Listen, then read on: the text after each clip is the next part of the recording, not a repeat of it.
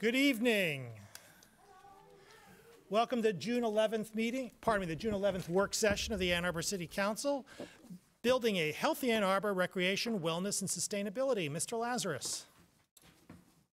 Good evening, Mayor and Council. In tribute to Mayor's musical talents, I will quote the great prophet Zero Monstel from A Funny Thing Happened on the Way to the Forum to set tonight up. And tonight we have something appealing, something revealing, something for everyone, sustainability tonight. My job is to get out of the way before the really cool stuff comes and talk a little bit about sustainability initiatives and then turn it over to Mr. Delacourt. So again, this evening we want to talk about Council's vision related to organizational sustainability initiatives, and Council agreed with this coming year's budget to create an Office of Sustainability and Innovation, and that's done through restructuring with no new positions. The new Sustainable Business Strategies Manager will lead the Office of Sustainability and Innovation, and I am pleased to pull the curtain back this evening on who that is. With us tonight is Ms. Missy Stoltz, to my right, your left.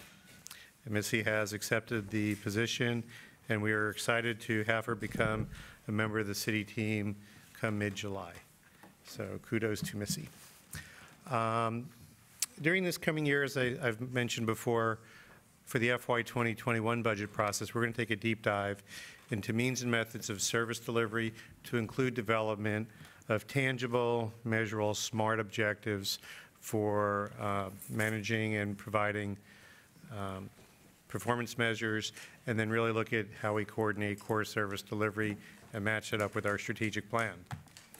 So some of the initiatives and projects, as I talked about, we're creating the new office. They will get involved in resource management and recovery as we go through the solid waste resource management plan. This year we launched the Sustaining Ann Arbor Neighborhoods Microgrants program, with the first grant helping to increase attention on compost collection. We also have the opportunity to look at climate action funding and how we will allocate the funds that the council has designated from the county millage. And then finally, one of the initiatives we'd like to look at is combining the Environmental and Energy Commissions into a single Sustainability Commission. Graphically, you can see the areas of interest under the Office of Sustainability and Innovation. The legacy environmental programs, new initiatives, our energy programs. When we talk about resource management, we're really looking at solid waste that's shaded a little differently in color, because as we go through the development of the plan, it's still a little bit of a work in progress. And I talked a little bit about community engagement, including the microgrants program. So those are the things, as you look at that chart, that will fall under the Sustainable Business Strategies Manager. On the solid waste side, on the bullets there, you can see that we've looked at different ways to improve service. One of the highlights is downtown alleyway management. We'd really love to turn our alleyways into a place where you simply store trash into something that can be activated and can maybe even host some events, can provide some alternatives for sidewalk dining, and really turn them into the asset as many other progressive communities have done. And I know the collection of organics and food waste is a priority for council, and we'll seriously look at that as well. Customer service will also be something that we will integrate as a performance measure, particularly given an increase in some concerns that we've gotten this spring. Climate action, about $2.2 million comes back from the county public safety and community health millage. So about $850,000, $900,000, 40% goes to climate action programs. And you can see some of the potential uses listed there. We've got a Green Fleets resolution. We have a resolution council passed establishing a clean and renewable energy policy. We'll be able to fund the Sustainable Aid to Neighborhoods program on an ongoing basis. There's always interest in community solar programs. And then with Mr. Mirsky, who is my advisor, we're going to really take a good look at how to increase volunteer initiatives, building on the very successful Give 365 program that the Parks Department has. So with that, I'm going to defer questions until the end. The people who follow me have presentations that are just packed with information that will make you think and make you contemplate what it is that we'd love to do next year. So I'm going to turn it over to Mr. Delacourt.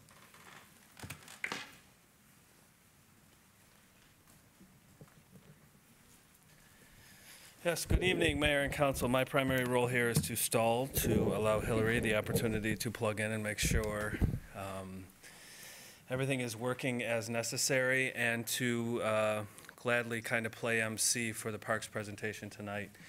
Normally, when your boss asks you to do a presentation for a working session of council, it is the worst question you can hear as a staff member, because it's usually something nobody's interested in and takes a lot of time and effort out of your normal course of business. But however, when Howard came to us and talked to us about the opportunity to talk about the Ann Arbor's Park and Recreation System, especially as it's framed under the sustainability framework in the city, it was an opportunity to show and allow our parks staff here to show what it is the city of Ann Arbor has, what it's accomplished, and then hopefully get some feedback from you guys on where we're going over the next few years. True to my word, I'm going to stick to the introductions. We have a brief video we'd like to show to start. It's about 10 minutes long. It talks about the history and the establishment of the Ann Arbor Park System and how it is based from its original design in being an effort to provide sustainability, open space, green space, and recreational opportunities to the city. So we're going to start with that. Then I'll have a couple of comments, and then we'll get into the presentation itself. So let Hillary get it started. And this is great. This was something Colin sent to me before I ever stepped foot in Ann Arbor as an introduction to the park system. And it has stuck with me, and I've sent it out to several different staff. I know many of you have seen it, but we take every opportunity we can to show it again, and hopefully it will set the tone for the, I told you I'm good at stalling. All right, I'll have to do another option here really quick. Let's see. 2 seconds into it, and we've already blown it. All this buildup. Yeah, let's see here. I'll just do it quick. Well, while she's setting it up, maybe I'll jump into a few things I was going to point out after. Whoop. No, it'll just be 1 second. Okay. After a few things that I found incredibly interesting and have touted since I've been here and that aren't part of the bigger presentation. In the park system, every year there's about 1 million visitors to recreational facilities, the farmers market, those are mostly day camps and scheduled touches with the city's park system, whether it's day camps, whether it's registered events and all that. That does not count all of the interaction the city's park system has on a regular basis with people who are just stopping in on the B2B trail, our park system. We have over 159 parks and 2,000 acres of parks within the city, many of which are no more than a quarter mile or a half mile from residents within the city. The park system has the largest canoe livery in the state with over 550 boats, which surprised me, and over 50,000 rentals a season. Veterans ice skating lessons are part of the United States Figure Skating Association, and we have over 609 members, making it the 34th largest club in the country out of well over 1,000 clubs. The park system does over 1,000 swim lessons annually, 1,500 day campers. We have a master swimmers program that starts before 6 o'clock in the morning and gets over 9,000 visits a year. The park system has a scholarship program that pretty much goes to anybody who needs assistance to access the parks and its programs. And I don't think we deny anybody who needs access to the parks.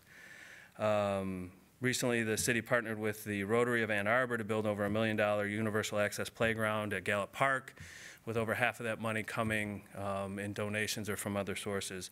I have repeatedly been impressed since I've been here over the last 2 years with the efforts of this staff and what I've learned about the park system and the ability of the park system, city council, PAC to provide these amenities to the city of Ann Arbor. So hopefully I've just done a good enough job pumping us up in the interim and allowing the video to get started. Thank you.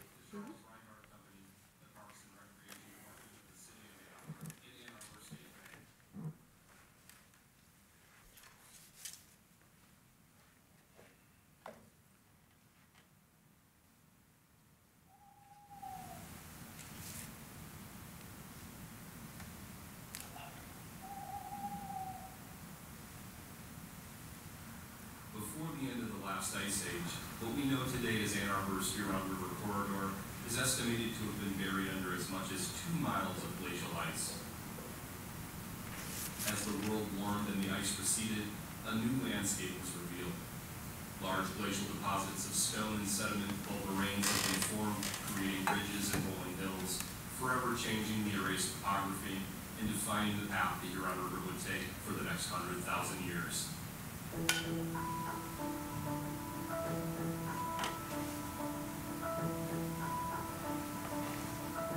Once the battle is lost, once our natural splendor is destroyed, it can never be recaptured.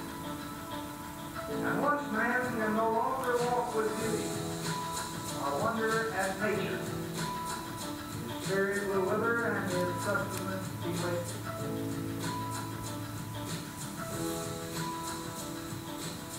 It is fitting that such a force would have a long-lasting impact on the land, and by extension those inhabiting its bounds, plainly illustrated by the ancient network of trails, travel routes, and planting fields that followed the river, established by native Wyandot and Odawa tribes hundreds of years before European fur traders ever arrived. Today, the city and its surrounding metro area has certainly evolved far beyond what its founders John Allen and Elisha Rumsey came upon in the spring of 1824.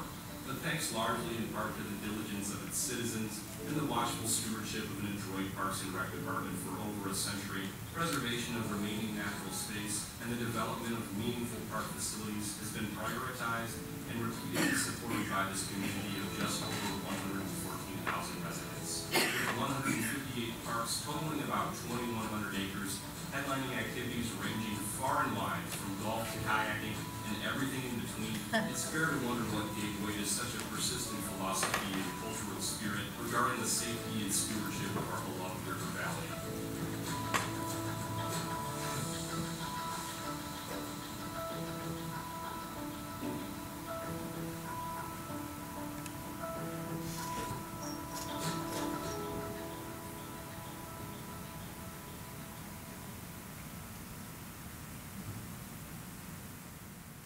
Ann Arbor City Park System is quite vast considering its population.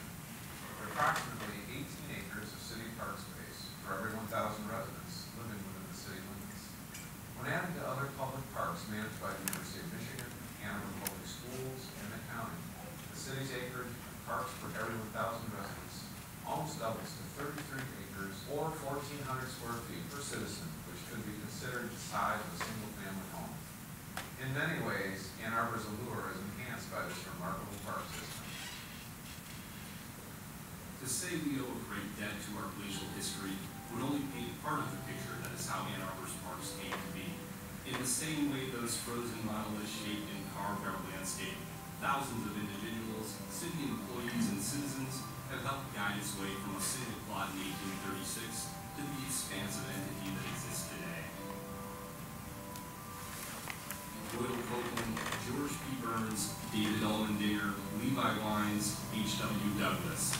These were the men appointed to the city's first Board of Park Commissioners in 1905, entrusted with developing the fledgling Parks program, a group most certainly inspired by the eminent City Beautiful movement taking hold in many major metropolitan centers around the country, including nearby Detroit, extolling the values of urban beautification in hopes of the advancement of a more harmonious social order. The movement's directive led the commission to begin purchasing land, and by 1918 the system had grown to include 122 acres made up of some of what are still the city's best-known parks, including Burns Park, Argo Beach, and West Park.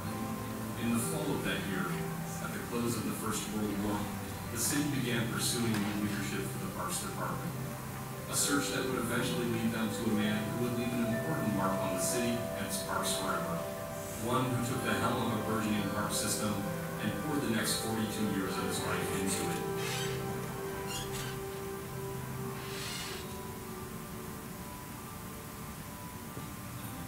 Well, my father came here to go to school in, I guess about the turn of the century, and he went to forestry school. He was an excellent student. He had really a difficult childhood, as I see it. His mother died when he was 5. His father died when he was 15.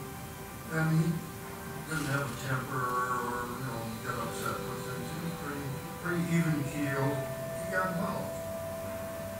He had a number of jobs in forestry with the Forest Service. Then he came back and started a farm in Delhi. Unfortunately, a tornado came through there and wiped out his house with him in it, took him across the street and left him out in the open on the other side, but didn't hurt him. But that was the end of Delhi. He was about to go take a job in Washington State. Ann Arbor decided they wanted a superintendent. It was a one-person operation at that time. An effective leader and gifted negotiator, Eli's unbuilding work ethic and passion for nature made him an ideal candidate for the job, assuming its mantle in 1919, ushering in 4 decades of unprecedented growth for the city's parks. He didn't find it as a stepping stone to something else. He loved Ann Arbor, he cared about it, and he thought he could make a difference.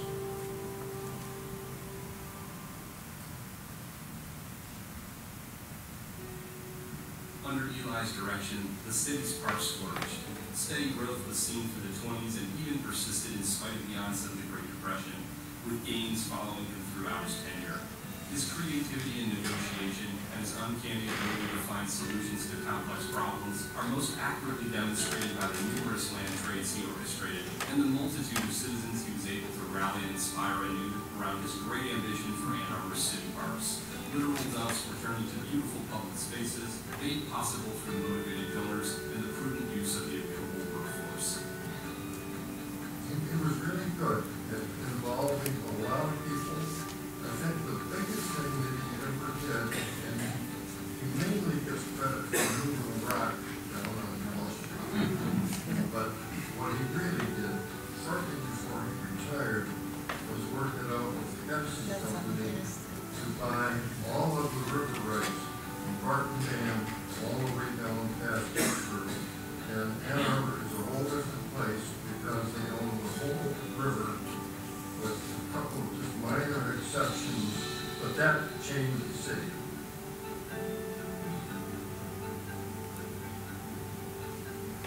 Ann Arbor is a community which likes to be engaged, and it likes to be active, and it likes to care about the environment which it's a part of.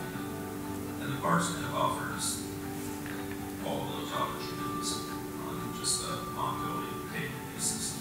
And I think in some ways people who live in Ann Arbor oftentimes see kind of the health and the well-being of the park system as reflective of the health and the well-being of the community. Ann Arbor's parks are incredibly accessible. They are interspersed throughout the community. We really value and strive for having neighborhood parks within a quarter mile of every resident, and for the most part we get it. These are places where people come and congregate with children and families, and it's just wonderful for people's quality of life. I find it pretty incredible. I am a runner and I design most of my runs so that I get as many parks as possible. The abundance and the beauty of them are pretty amazing.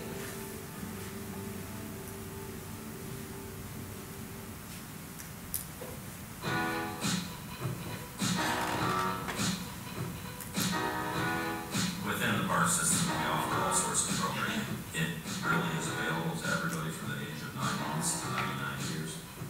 There's pretty much everything that you can imagine there, from all of the pools and the rinks and the neighborhood parks and the tennis courts and the softball fields, all of the things that you would perhaps associate with parks usually. And we've also got a lot of unique elements. It just keeps going and going, all the different things that you can do, not just actually within the park system entirely, but at one park alone.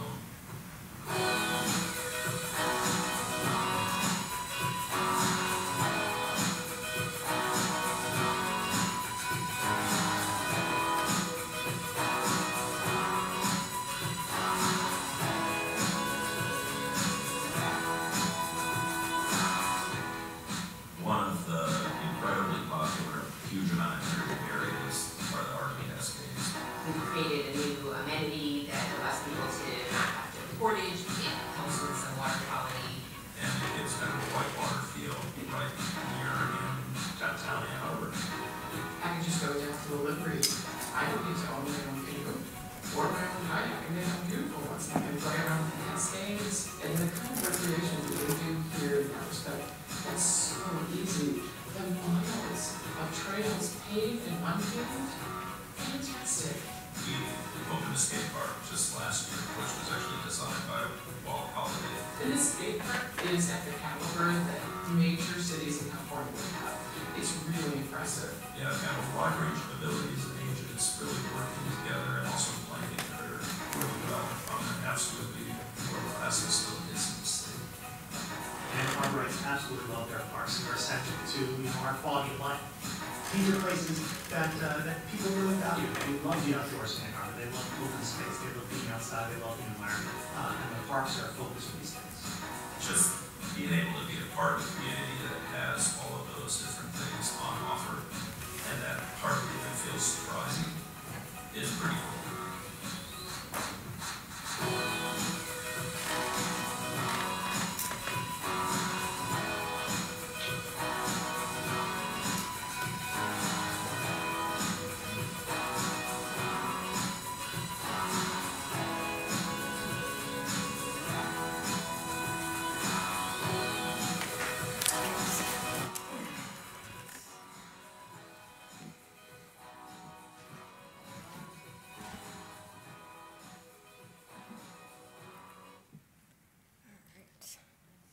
Yeah, so we play that every chance we get. I apologize if most of you have seen it before, but we still love it and we think it's relevant and does a nice job overviewing what we have as far as amenities and where that history comes from. I know I've been significantly impressed, and like I said, Colin sent that video to me before I ever stepped foot in the city or started my job here, and it was quite a moment when my wife and I watched it for the first time. We knew the park system was fantastic and was one of the reasons we had decided to take the job and to come here, but to actually see that and see the breadth and the dimension of it was impressive to us, so we still like to share that. On the theme of tonight's evening, I'm going to turn it over tonight. I'm going to introduce Colin Smith, Josh Landenfeld. Colin's our Parks and Rec Director. I'm sure everybody knows Colin at this point. And has been instrumental in kind of keeping this vision going over the last several decades in different roles within the park and over the last 10 and 11 years as its manager and its steward. Josh Landenfeld is our Deputy Parks and Recreation Manager, and we thought it was time everybody finally put a face to that name, and it has been a big help in keeping all of our facilities going. And then Hillary Hansel is our parks planner and responsible for the next part of the presentation you're going to see, and has been a big addition. Amy Kurz leaving after all the years she spent with us was difficult for us to absorb, but Hillary being here and the quickness in which she's become part of the team and playing a leading role for us has been impressive to all of us. So I'm going to turn it over to these three and let them walk you through the presentation, and then we'll be here to answer any questions at the end.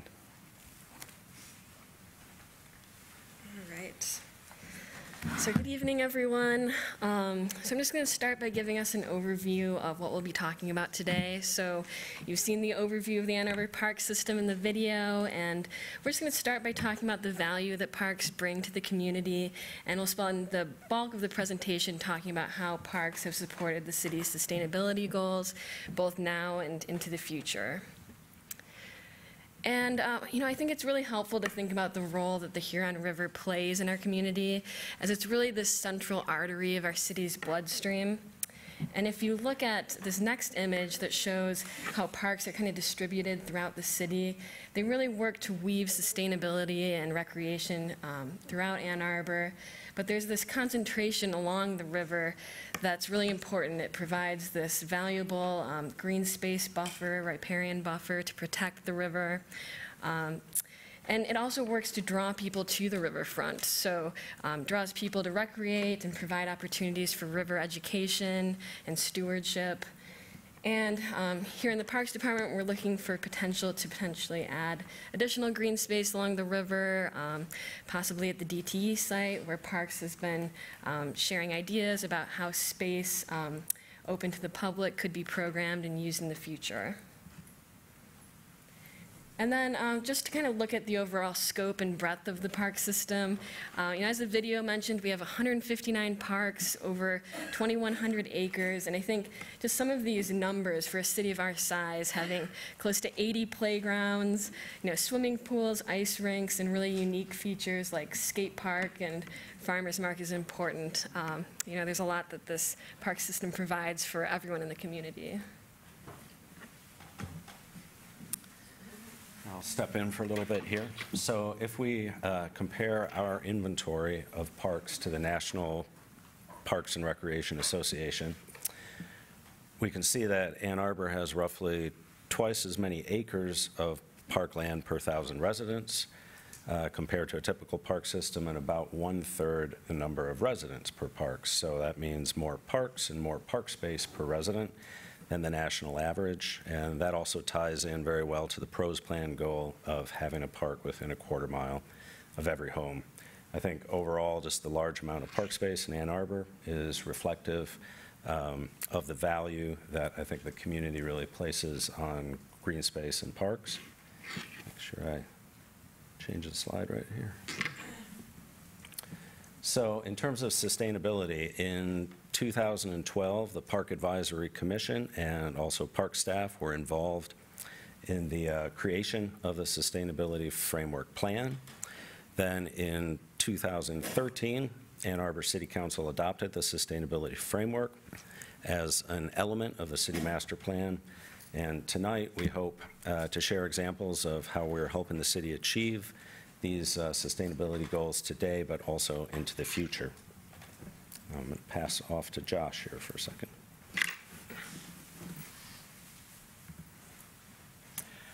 Hi, thank you for having me. The goal of the sustainable energy has been incorporated by the parks in many ways, but particularly by adding solar panels to the shade structures at Veterans Memorial Park, the Farmers Market, and soon at Bryant Community Center. Additionally, we are converting to LED lights when and where possible. One of the exciting things this year is the new water filter at Veterans Memorial Park Pool, which will save us approximately 170,000 gallons of water annually, which is roughly the equivalent of draining the entire pool. So it's not only sustainable from an environmental standpoint, but also saves the annual Parks General Fund operating budget. For future opportunities, we'll be incorporating information from the recent Honeywell Energy Efficiency Study when making decisions about replacing equipment that draws heavily on electric, gas, and water usage.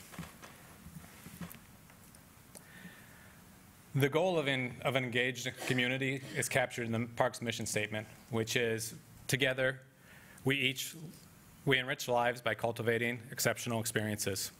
This is seen in many ways throughout the park system, but perhaps most reflected in our strong volunteer programs. Volunteering provides positive interactions for residents with the city, whether through NAP burn crews, stewardship projects, Love a Park Days led by Give 365, or Adopt a Park opportunities. Last year, our goal of volunteer hours, which we exceeded, was to reach the equivalent of 7.5 full-time staff members, or approximately 15,000 hours. Staff have successfully reached out to schools and local businesses such as First Martin, Thomas Reuters, and Arbor Networks, using park workdays as a component for workplace incentive programs and volunteer requirements. We will actively search for more businesses and schools to work with to grow our volunteer base. By engaging the community in many meaningful ways, a sense of ownership and pride in our parks is nurtured.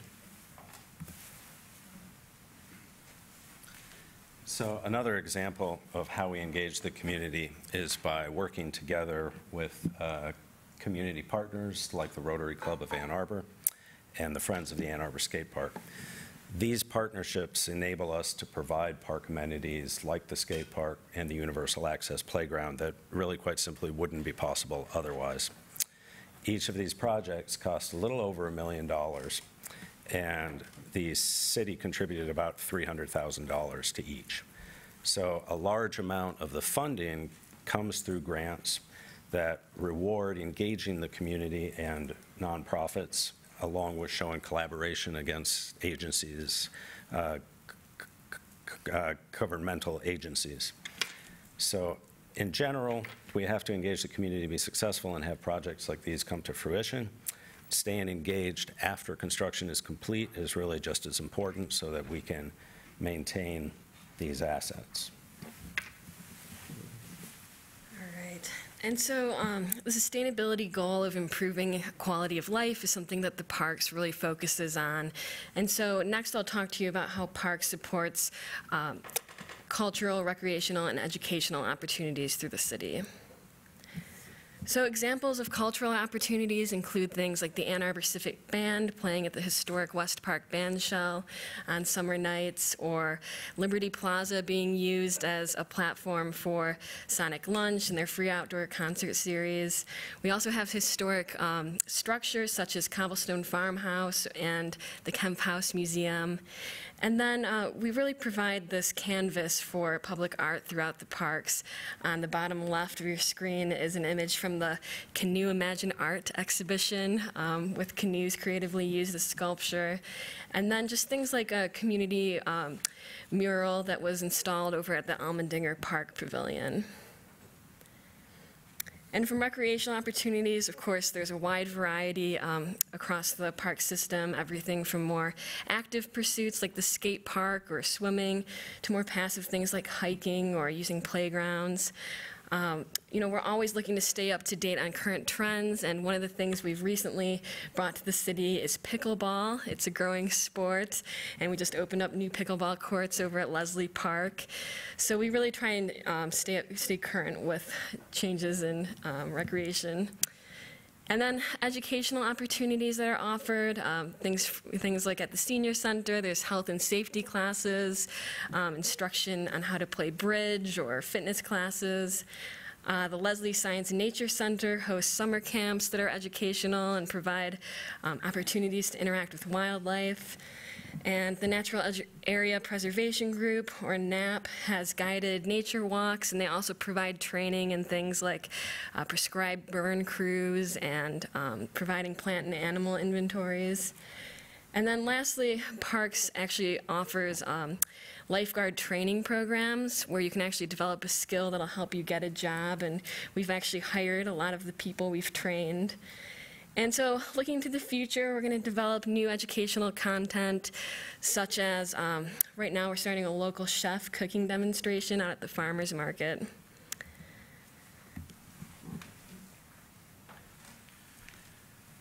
The goal of human services in providing health and well-being opportunities to our impoverished or disenfranchised residents is something very important to the parks. Last year, we awarded scholarships to 127 families, which equates to about 500 people in the community. These scholarships provide families with a summer swim pass at no charge, as well as day camp for $10 per week, as well as other free or reduced opportunities of our programming nature. The value of these scholarships awarded is approximately $100,000. There's no limits to the number of scholarships awarded. The number is based on need and request. As comparison, we've already had 151 families this year be awarded scholarships, so we will continue to try to raise awareness of that in the coming years. Parks partners with CAN, Community Action Network, to provide services at Northside and Bryant Community Centers. CAN's after-school programs have shown the result in higher school attendance and graduation rates for their participants, and they're growing in size every year. Additionally, CAN distributes about almost 500,000 pounds of food every year. The value of that is about $800,000. Currently, the Bryant Community Center is being renovated, as well as an addition is being constructed to support their expanding program needs.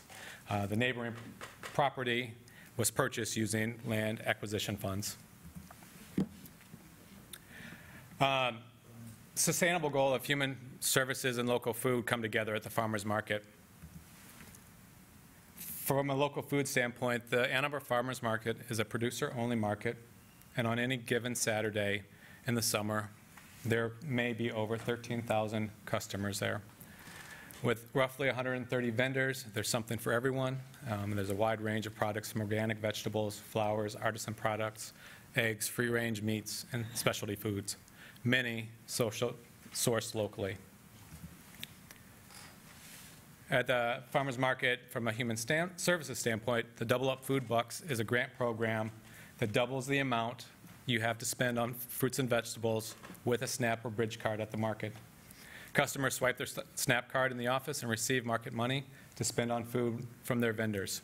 We will then match the amount of free, we will match that amount for free in the Double Up Bucks to purchase produce. Sorry about that. The Ann Arbor Farmers Market distributes over $45,000 worth of Double Up Food Bucks per year to our customers. The market in Ann Arbor distributes more than half of all Double Up Food Bucks redeemed in Washtenaw County, which has a dozen other markets in the program. Again, we will continue to work with our partners to increase awareness of this program so more individuals can benefit.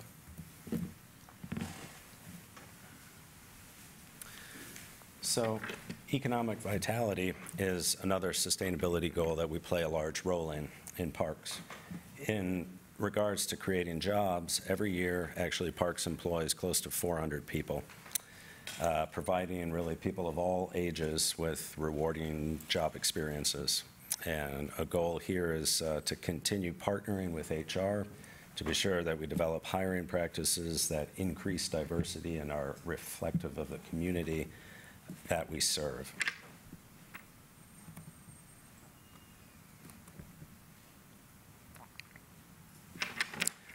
Another example of economic vitality is the good stewardship of the operating budgets entrusted to us by the public.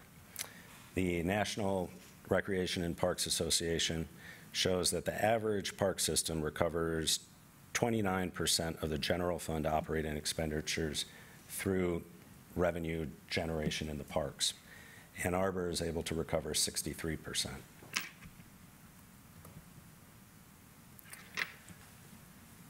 The sustainability goal of retaining and attracting talent is an area that Parks also plays a role in. We know that today millennials are more likely to choose a place to live and then find a job than the other way around, as it often was. And livability.com ranked Ann Arbor as the #1 place to live in U.S. for 2018.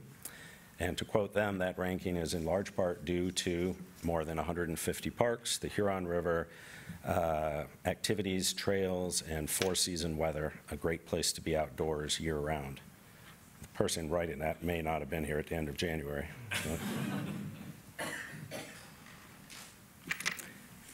So expanding on the idea that the parks contribute to the economic health of the community is really something that I think most people understand intuitively. However, to help, the Trust for Public Land has analyzed how park systems economically are able to benefit communities. And they came up with a number of attributes to show how they do. And these include the hedonic value, or increase in property value, and corresponding tax revenue to properties located near parks. There's the economic impact of tourism, the value that the residents get through direct use of parks, the value in health benefits as a result of the parks, the community cohesion, a reduction in the cost of managing stormwater, and value in keeping air pollution lower through our canopy, forest canopy. And when the Trust for Public Land studied the economic value of the park system in Philadelphia, the results, I think, were pretty staggering. For example, about $18 million in additional property tax revenue as a result of parks enhancing the value of nearby properties. Close to $6 million in reduced stormwater treatment costs. Almost $80 million in health and wellness benefits from exercise and activities that take place in the parks and recreation facilities. And close to $2 million in absorption of air pollutants by park trees and shrubs. $9 million in community cohesion benefits through volunteers and other partnerships. It's a large number, and I think just really speaks to the value that parks brings to communities outside of the obvious. And this is a study that Ann Arbor is extremely interested in having done. I'd like to see an economic impact study conducted for our park system. All right. So the sustainability goal of transportation options for pedestrians and bicyclists is something that the Border to Border Trail really addresses here. So it's popular year-round as both a recreational amenity and as a major commuter corridor for people coming to and from the city. And the Border to Border Trail is also part of the larger Iron Bell Trail Initiative. So that's something where the state is looking to connect trails from Belle Isle in Detroit all the way to the Upper Peninsula. And this will be part of that regional network. And in addition, the parks provide miles and miles of multi-use trails and paths for walking and biking.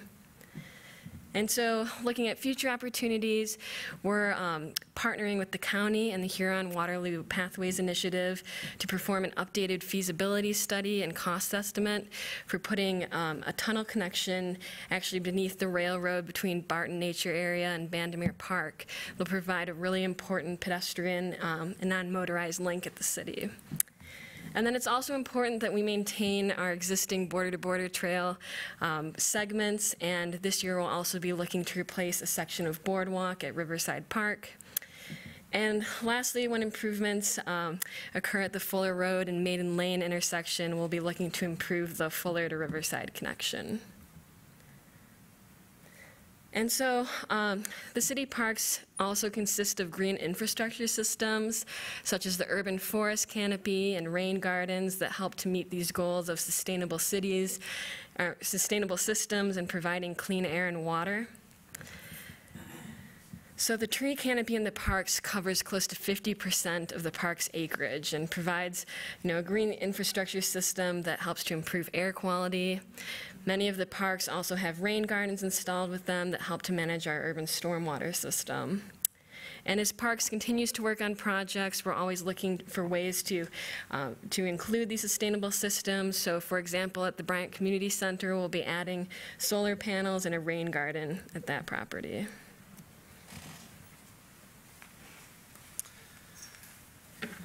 So the goal of protecting and restoring our ecosystems is highlighted in a case study at Leslie Park Golf Course. The Leslie Park Golf Course is actually the largest park in the park system. And while it is an award-winning golf course, it is also a park that provides many ecosystem benefits. In 2012, the Traver Creek Stream Bank Stabilization Project was started. You can see it here in kind of the middle of the slide, the Snakin Creek. It was a collaboration between Parks and the Water Resources Commissioner's Office and the Water Quality Manager at the city. And what the project did was to stabilize and naturalize the stream bank, to increase infiltration and prevent sediment runoff into the Huron River. It also created outstanding wildlife habitat and helped Leslie Park Golf Course achieve Audubon certification.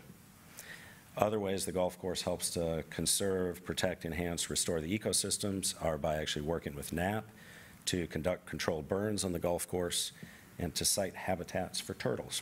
So in short, we in Parks can provide the land and the canvas for ecosystem improvements. And as a result of the success of the Traver Creek project, other opportunities emerged. These include similar stream bank projects at Glacier Hills Park, now in the very early stages, and Huron Hills Golf Course, which is identified in the CIP as a future project. And we plan to continue to seek ways to provide and improve healthy ecosystems across the city.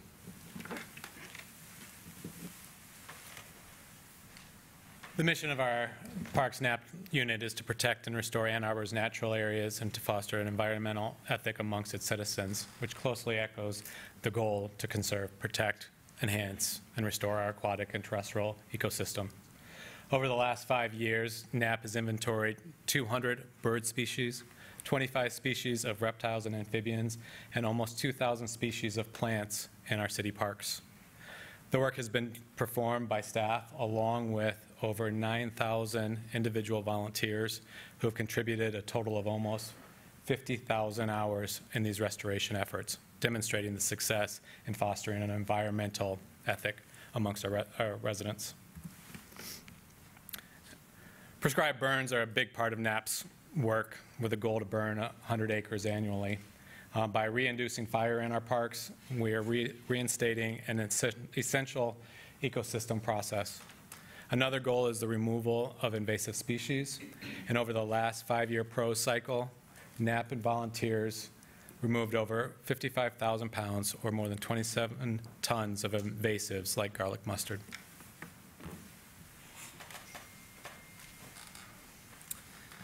And we would like to end with a slide and a short video, which is really short this time, just 2 minutes, that speak to the health and wellness provided by green space in parks. Everyone, again, I think seems to know intuitively that spending time outside is good for you, but more and more studies have actually begun to quantify this. A Swedish study revealed more time in green space resulted in a decrease of stress-related illnesses. A study performed right here at the University of Michigan confirms engaging with nature and restorative environments improve one's memory and attention span. A UK study showed that spending time outside every day for a month, there was a strong correlation with increased life satisfaction and lower anxiety. I think there's an opportunity for parks in the upcoming years to explore ways that we can partner with healthcare providers to expand wellness offerings in the parks. And so to conclude, we have a short video that I think speaks fairly eloquently to the healing, restorative nature of parks, and Hillary can hopefully get it to work. Yeah. For Lauren Huddle and her family, a day like today used to feel impossible. I have pretty bad anxiety and depression too. I just wanted to stay inside and not do much, and it wasn't working. It was getting worse and worse. Lauren's 9-year-old son was dealing with similar issues, so the Huddle's family physician wrote them a prescription, not for pills or drugs, but for a big dose of Mother Nature. 5 times a week, spend 30 minutes at this park near their home. I consider it more important than any medication I can prescribe. It's a growing field of medicine called ecotherapy. Pediatrician Dr. Robert Czar started Park RX America, a national initiative which now includes more than 50 doctors in 11 states. Why not just go to a gym? What's the evidence behind going outside? Scientists have actually looked at this, and what we've found out is that moving outdoors is actually better, more therapeutic value for your health than moving indoors. Studies show ecotherapy can help patients with depression, attention deficit disorder, and chronic diseases like diabetes and high blood pressure. And for kids who now spend more time than ever staring at screens, damaging their eyes, looking around at trees and leaves can actually protect their vision. So how do you get the most effective dose of nature? Patients should focus on 3 key elements: sounds of birds chirping, visuals of trees and leaves, and the sound of streams or rivers. We're starting to see nature and parks not just as a place to recreate, but literally as a place to heal yourself. Lauren Huddle got her prescription just 3 weeks ago. So I got there little bit by little bit. I noticed my temperament was better, and my anxiety started to greatly decrease. When good health is as simple But he's still going. Can you catch up to it? as a walk in the park. Dr. John Torres, NBC News, Washington. Stop that there. Obviously, we're here to take any questions. I think the DDA is going to do a presentation on some of the work they've done lately. But I think what we were able to show tonight is probably an inch deep and a mile wide. The city systems, we were basically barely able to touch on what natural area preservation does, our relationship with Leslie Science, the work the Greenbelt and Land Acquisition Group do to help foster and protect agricultural lands in the communities. The efforts the city of Ann Arbor has put into creating sustainable park systems, natural areas, recreational opportunities, and to protect the environment and habitat of the community, I think is second to none, especially for the city of its size. It's been a real joy to get to understand the system and the people who manage and take care of it. So with that, I think we're going to end here, and then obviously we'll be available to take any questions at the end of the evening. So thank you.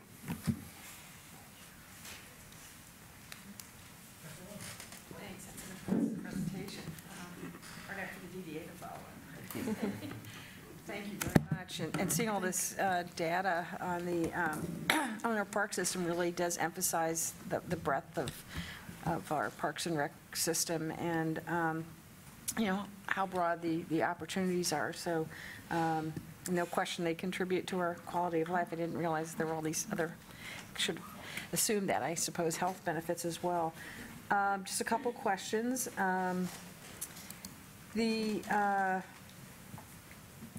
One interesting statistic that you noted, our park system recovers 63% of the general fund costs, and the typical park system recovers 29%. Is that because we have a dedicated millage, or that picks up a significant share of the costs, or do we just generate more revenue from park users? So it's really a reflection of the fact that within the general fund, I think the recreation facility supervisors, they're always thinking about new programs, ways to improve them. For example, our camps are completely full. That's a very, very competitive market to be in. Every time that there is a new amenity, for example, like the Cascades, there's ways in which we can help to generate revenue. And I think one thing is, so it's I think, primarily tied to usage levels and the fact that people are most usually satisfied with the programs. I am pleased, though, that when we bring fees to council for adoption, you'll see that we're oftentimes in the middle or even the less expensive end of things when we're setting fees. So I would say that the additional revenue is not because of high rates necessarily. Thank you. And then also the slide that showed the acreage for Ann Arbor resident is about, acreage is about per 1,000 residents was about twice the typical city. Do we have any information from, I don't know, some of the benchmark communities like Boulder or Madison that we often Off the top of my head, no, but I can certainly get you that. Okay, thanks. I know that Boulder has many, many acres for many, many reasons, but. Yeah, great. On the stream bank naturalization and stabilization projects, and as you said, the Glacier Hills Park has been kicked off. You also noted Huron Hills Golf Course, and I'm wondering if you could just speak to that just a bit. Is it planned, or is it a priority project? Something we'll be looking at in the not too distant future? Yep. So the Huron Hills Golf Course stream bank project is in the CIP under the stormwater part. As opposed to the park section of the CIP. I think it's, right now, I think it's scheduled for 3 years out. And what it would do is take, if you're familiar with Huron Hills, which I know you are, if you go all the way back to like the 13th and 14th and 15th holes, the ones farthest away from Huron Parkway, there's a pond there, and there's lots of places where water wants to be. And the idea would be to kind of create a creek from that pond that runs toward Huron Parkway and under. It would manage sediment. I'm sorry, mallets? Yeah, that's the idea. But again, it's in the CIP right now. Would have to have a lot of design work done and also a lot of public input to see if that makes sense. So would it be to open it up, kind of like what you did at Leslie then? Yeah, it'd be a little bit different because at Leslie, there was a kind of an existing stream, while at Huron, the areas where the water runs, there's occasionally what you might say is like a dry bed, but it's really not that well defined. So it would be creating a stream to actually deal with excess rain and excess flooding when the pond on 14 is over capacity. Okay, thanks. And then just one other one. You've listed throughout your presentation future opportunities, and I'm wondering just what you see as key priorities and challenges for the Parks and Rec system for, say, the next 5 years. I think that kind of a key priority, and it will be a challenge, is continuing to improve the border-to-border trail. It's something that the community very much wants to see done. We're making strides toward doing that. Hillary mentioned the study, which is actually taking place right now. It's an update on the feasibility study for the tunnel between Bandimere and Barton. Excited to see how that goes, and slightly terrified to see what it brings back in terms of a price tag.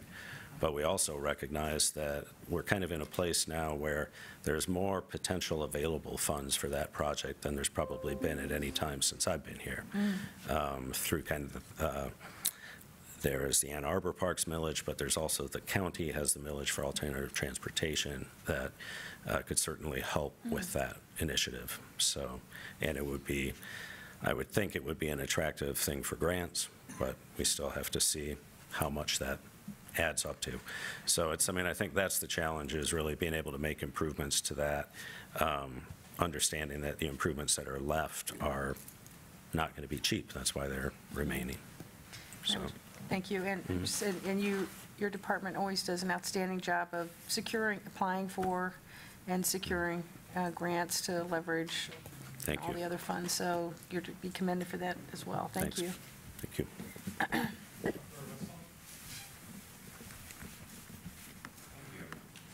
for a great presentation.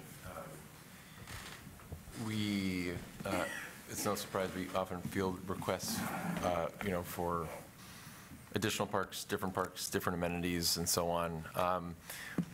Can you tell us a little bit about the process for prioritizing, when the last time it was done, and just refamiliarize folks who may not know about the PROS planning process and when that might ramp up again? Yeah, so the PROS plan is the parks part of the city master plan, and we renew it every 5 years. And as a part of that, that's kind of an identified time when we do kind of a needs assessment of the parks.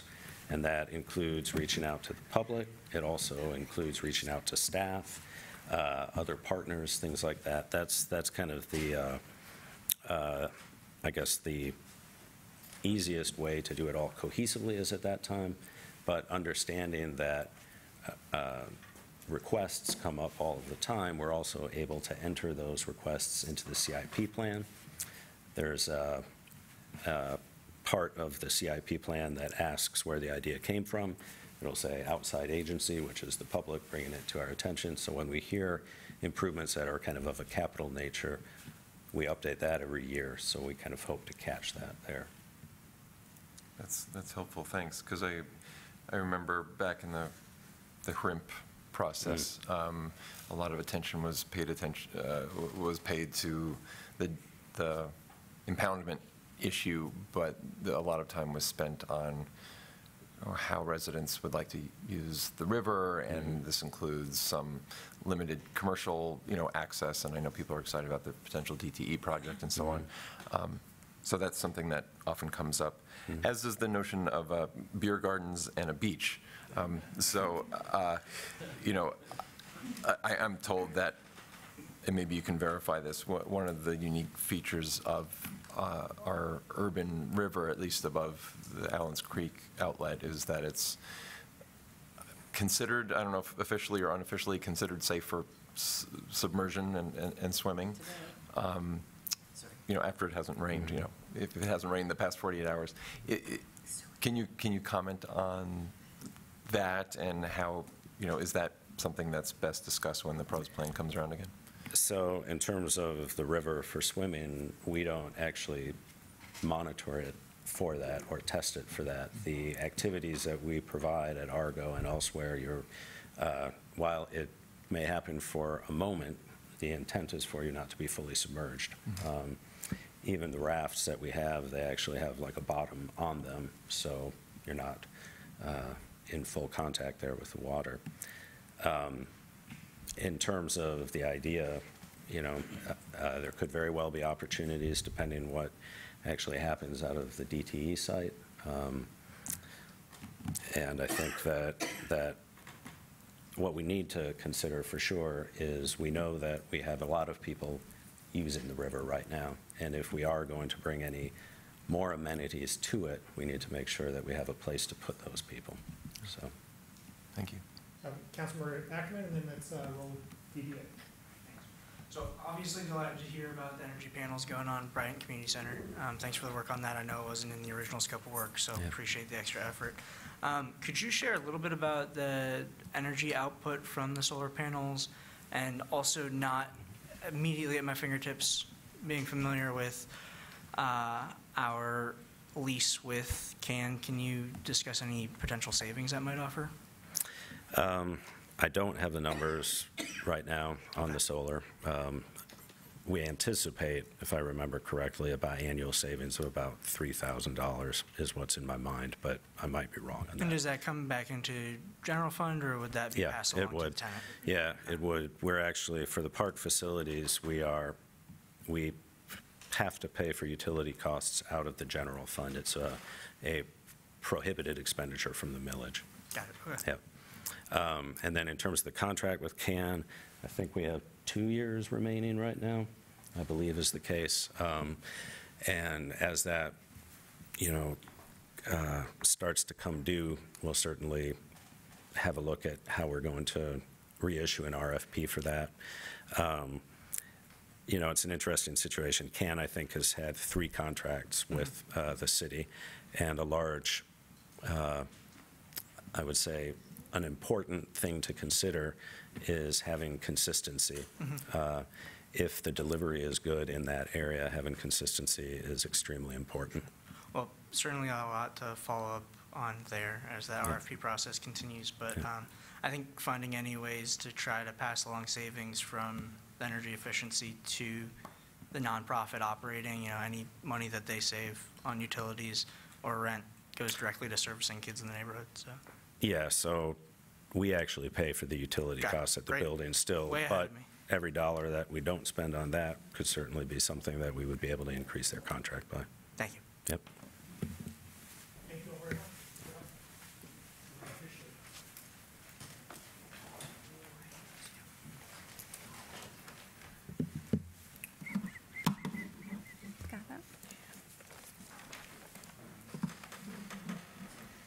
So we're going to get our own setup. My name is Susan Pale. I'm here with my colleague Amber Miller and also Maura Thompson from the Ann Arbor DDA. With us also is Oliver Kiley. Forgot your first name.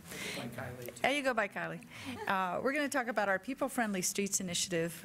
What these projects are very much an intersection on the city's sustainability goals, as well as some of our other goals. As was talked about, with sustainability, you're aiming for a nexus between economic sustainability, environmental sustainability, and social sustainability, and no more is that more evident than in the downtown, on our downtown streets. The city has a non-motorized plan, and there are a number of initiatives that are called out. Our projects attempt to accomplish some of those, but as importantly, in the recent years, we've had a lot of dialogue at the council and in our community about a Vision Zero, where we no longer want to experience accidents that lead to injuries that are so significant and/or death. The goal is an incredibly important one, but what it imagines is a redesign of our streets and how we traverse. That mobility is a part of what our streets are about. They're also places. But within that mobility, that we accomplish it with many mobilities, that it's not one or another. It's not just cars or people walking in that area. It's all modes. And so what you're going to hear tonight are our People-Friendly Streets initiatives, in particular, First in Ashley, William, and we'll touch on Huron. We're looking at these streets afresh. We're looking at them with an idea of a downtown that is that much more walkable, that much more safe, but certainly that much more economically vital, and certainly that much more active. So with that, I'm going to turn over to Amber, and maybe we'll go from there to Oliver. Thank you, Susan. The projects that Susan was referring to are key opportunities for the DDA to meet its mission. They're also key opportunities to meet broader community goals, particularly those that are the topic of tonight's work session. We have a number of goals that we're seeking to achieve through these projects. You can see that we are highlighting sustainability and green design as one of our key goals, and most notably and most importantly, we seek to improve safety and health through these projects as well. We are able to prioritize safety as part of these projects due to your commitment to Vision Zero. And in a resolution that you passed in 2017, you made a really powerful commitment that you can see on the screen here to prioritize human lives above all other considerations, including motor vehicle travel time. So this has played a really significant role in the way that we've approached these projects. Our goals are based on and in alignment with broader community goals, particularly those that are highlighted through the Ann Arbor Sustainability Framework. And we'll talk about a few of these in more detail later. We have been seeking to achieve these goals for a couple of years now. We finished our South University project last fall. We are currently working with city staff to create a mess in the Carytown area as we implement the Fifth and Detroit improvements. And tonight we want to focus on projects that are in the planning process: our Huron Street improvements, our First and Ashley improvements, and our William Street bikeway. The key emphasis in all of these projects again is on safety. In order to achieve that, with First and Ashley, we are recommending a two-way restoration. And then on First Street and on William Street, we are seeking to implement the city's first protected bike lanes. Thanks, Amber. So we just want to provide a little bit of kind of context and a little bit more information around the ideas that are embodied in these. And following the recreation presentation from the Parks and Rec staff, it's really neat to highlight the connection that we have to actually use these projects to help connect us to the riverfront and to that spine and that kind of central artery of green space. So the first phase of the tree line, which many of you are familiar with, connects down to Argo at the dam location and connects to the border-to-border trail. And Amber mentioned the protected bikeway on First and on William Street, and those would feed right directly into that tree line connection. And so as we start to think about, how do we actually get residents safely by foot or by bike or by running to the riverfront and to all those park amenities, these two projects really go hand in hand to help make that connection much easier for people. And there's opportunities to connect into West Park with some improvements, for instance, on Huron and Chapin that I'll speak to in a few minutes. And to some of the broader goals around sustainability, there's lots of different ways that streets can integrate sustainable design, whether that be through using trees to help manage the microclimate and reduce temperatures downtown. The DDA has been going through a process to update all of the street lighting to be compliant with the Dark Skies Initiative and use more energy efficient fixtures. And then also integrating stormwater management is a key part of all of our streetscape and street design projects.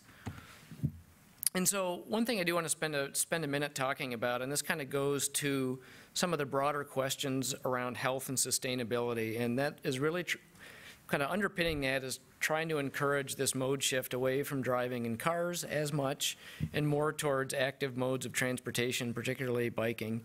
And so this is information based on lots of research and lots of study that's been done in cities across the country. And typically what they find is, about 1% of the population is your sort of super hardcore spandex clad bike rider that's really comfortable riding in traffic, whether that's just on a street with no facility or on a curb. Maybe up to 10% of the population is comfortable using a conventional bike lane. We have a lot of these across the city. There's a few instances where we have buffered bike lanes where there's a little bit more protection.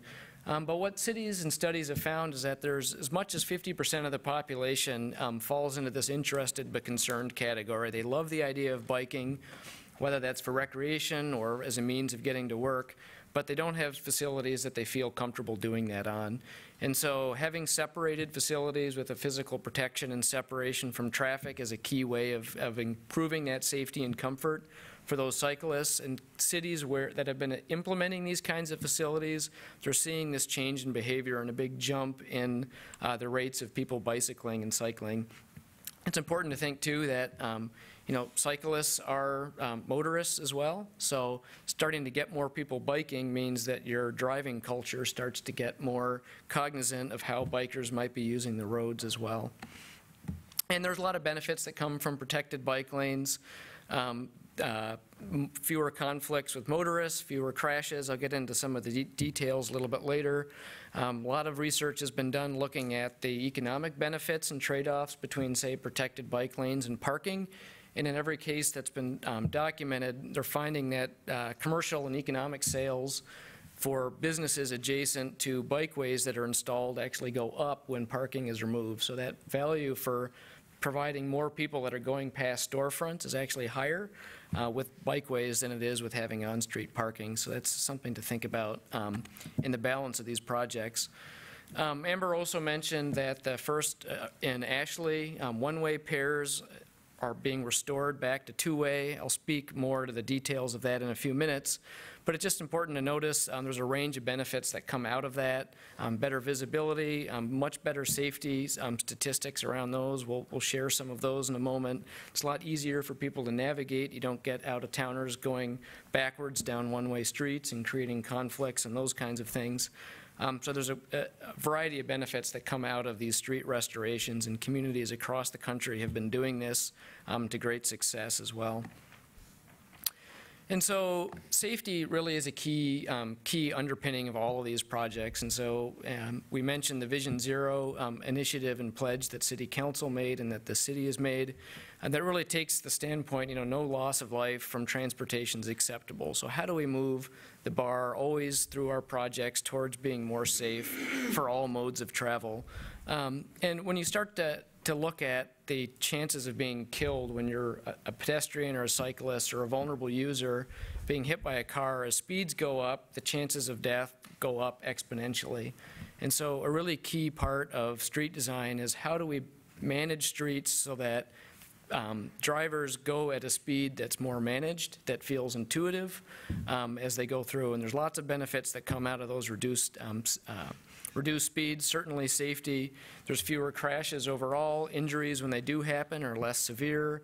You get a lot less road noise from cars accelerating and deaccelerating more aggressively over those faster roads. Better comfort for pedestrians, whether you're on the side of the road, you're sitting on a dining room, not a dining room, but sitting on a curbside cafe and not having cars blasting right past next to you.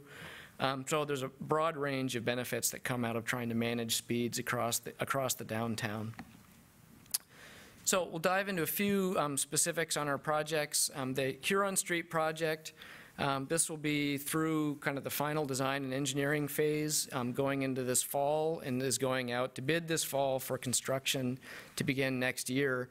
In the street design manual that the DDA put together for the downtown area recognizes that Huron is a street that needs to take on a lot of vehicle volume each day coming in and out of the city, but that doesn't mean that it can't be safe and comfortable for other users too.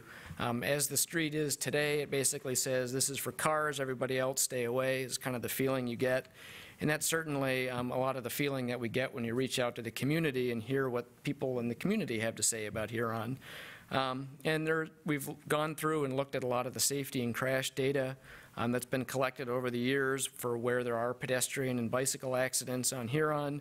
So many of our interventions that we've been looking at and design changes are to specifically address these safety concerns. So as I mentioned, we've had well over a year worth of outreach and engagement, reaching out to stakeholders, business owners, property owners, residents of the corridor.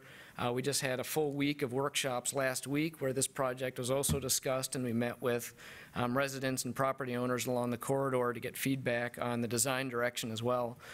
These objectives are really the ones that came out directly out of that engagement with the public. How can we reposition Huron Street to be that gateway into town, but how can we do it again in a way that is safer and more comfortable for all users to move along?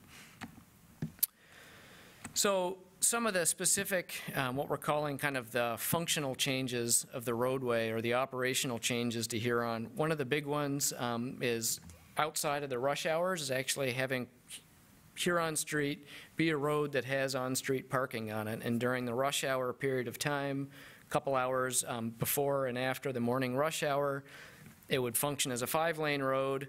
And then outside of those rush hour periods, it basically works as a 3-lane road. And that on-street buffer, or that on-street parking and the buffering of the sidewalk, that has what we call crash modification factors. So these are based on research and studies of where these interventions have been used in other communities, and there's a reduction in either fatalities, injury severity, or the frequency of crashes that come out of that. So these are some of the statistics associated with these functional changes. Looking to implement some no turn on red on Huron so that as pedestrians walk along the corridor, cars that are on the cross streets aren't basically camping out in the crosswalks and forcing pedestrians to walk either into the road around the front of cars or around the back. That helps reduce crashes.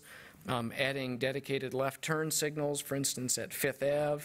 We'll also be looking at adding dedicated left turns as part of the First and Ashley project, where that intersects Huron Street.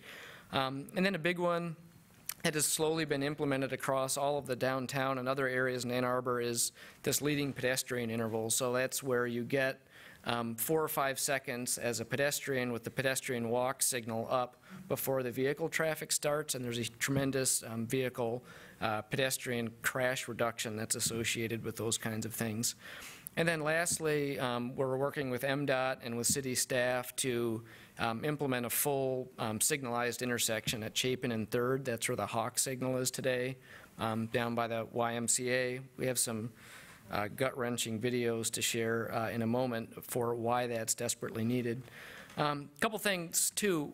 When we take all of these together and we look at it from a traffic engineering perspective to see what's the impact on travel times and things like that, a couple interesting things jumped out. One is that with some of the signal optimization we can do, the travel time during the AM and PM rush hour actually goes down a little bit, so things will move even a little better than it does today.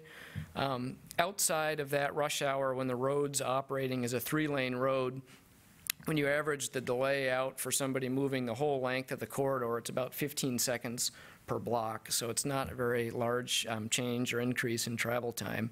Certainly for somebody who's just dropping onto Huron for a block or two, you may not even notice it.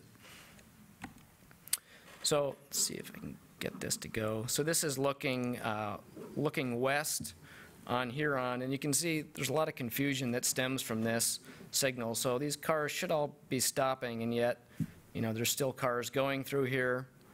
As a pedestrian, if you've walked through there, you've probably felt that experience, right, where there's people walking. Half the time, there's not even enough signal time to get across the intersection before it starts going back to a blinking red, and then people start driving through. This was another one. So this over here is a group of preschoolers from the YMCA. So lights red, just turned red, cars should be stopping, but no. So you can see, so by the time kids are waiting to cross to make sure it's clear, it's already gone back to a flashing red, and cars could go through there, and they're literally sprinting kids across the road. So, you know, I think as we think about these Vision Zero things, they can be pretty impactful to see things like that and kind of think about it. I just took a video this afternoon down by the train station of 2 kids with their grandparents trying to cross Depot Street during rush hour, and it's the same kind of thing, like, got to do something about this. So a couple things. We've looked extensively at case studies where this off-street, parking outside of the rush hour has been done. Number of case studies. This has all had a broad, very high level of success in working. It takes a little while for the communities to adapt to that change, and we're working with the city's enforcement around how that has to be managed and monitored. But lots of success that can stem from that, and that line of parking really helps provide that sense of protection. You think about in the evening, suddenly with parking in the evening, Huron Street would start to feel a lot better. And so we've looked at kind of all the traffic data and the peaks and the valleys over the course of the day for that to help optimize and narrow in what those time ranges are for when parking would be prohibited on Huron around the rush hour. And then lastly, we're pairing all those operational changes on Huron with a variety of streetscape design improvements. From a sustainability perspective, we're kind of going all out with what we can do to get really large canopy trees planted and established as quickly as we can on Huron to have a really big impact, help make it a much more comfortable street, intercept stormwater, those kinds of things. Looking at porous pavement and some porous paving to do infiltration of stormwater along the corridor, and then a variety of other interventions to help, again, create a more pleasant and buffered and protected pedestrian environment. So we'll shift over to First and Ashley here. So for those that don't know, this is an interesting piece of Ann Arbor's history. These projects, these two streets were made into a one-way pair in the late 60s as part of essentially a highway bypass that used Beeks and Packard to skirt around the edge of the downtown. And that project, due to public outcry around some of the land impacts and other impacts, was put on hold, but the one piece of it that did get implemented was putting First and Ashley, changing those into a one-way pair. So there's a lot of safety concerns and other problems that have stemmed from that. So certainly safety concerns. They're not very comfortable streets for walking and biking on. You'll see in a minute there's some excessive travel speeds, and lots of people are going over the speed limit on these corridors. Issues around wayfinding, limited access to businesses. The other thing that's interesting to think about, too, when you think about the one-way pairs in Ann Arbor and you think about what streets downtown have a lot of activity and uses fronting on them, with the exception of a couple of blocks, it's not the one-way streets, and I don't think that's any accident. They're just not as comfortable of a street to be on. So I'm not going to go through all these, but there's a variety of goals that come right out of the people-friendly streets goals and that are linked back to the city's sustainability goals that we're trying to achieve through these projects. Okay, so some of the details. This map shows Kingsley on the north end and goes down to Madison on the south end. And so when you look at the two-way street restoration, we've studied this extensively from a traffic engineering standpoint, and it's feasible with not a very significant impact to travel times along the corridor. I'll touch on that in a second. Just a note that restoring these back to two-way, there's generally 2 travel lanes in each direction today. You keep 2 travel lanes in each direction. They're just split across 2 roads instead of each being on 1 road. And then you do also have to turn Kingsley back into a 2-way street at the north end when it goes up to Kingsley and North Main. So the other piece of that First and Ashley project that's paired with it is looking to build a protected bicycle facility. So this is where there's a separated bike lane. You can see in kind of the lighter orange line, pinkish line, that's the alignment for the tree line trail. And right at that north end at Kingsley is where the tree line's first phase would end, and so we're able to pick up with a connection with our protected facility right at that point. We went through in our workshops and evaluated all the different options for how this could be configured. Is it on the east side? Is it on the west side? Is it split across 2 roads? After going through lots of those options and meeting with steering committee members or stakeholder members, the most feasible and kind of the best solution was to locate this on the east side of First Street, which is where there's an existing bike lane today. So there's pretty minimal impact to parking and loading and things like that, because there's very little parking and loading on the east side of First Street today. And then right at First and William Street, kind of where my mouse cursor is, the protected facility on First would connect to a protected 2-way bike facility that runs down William Street and connects all the way to campus at State Street. That bikeway in particular was one that's been identified in the city's non-motorized plan as an opportunity for a protected bikeway, so we're able to link that recommendation and actually get that recommendation moved forward as part of this project. And generally, something that we're proposing along William Street does a lot of lane switching today. There's left turn lanes that come and go, right turn lanes that come and go. William Street works well just with 1 travel lane in each direction, with the exception of the block between Main Street and 4th Ave, where we'd be keeping a turn lane, a center turn lane, left turn lane for, in particular, accommodating a lot of the bus traffic and the entrance onto the parking garage there.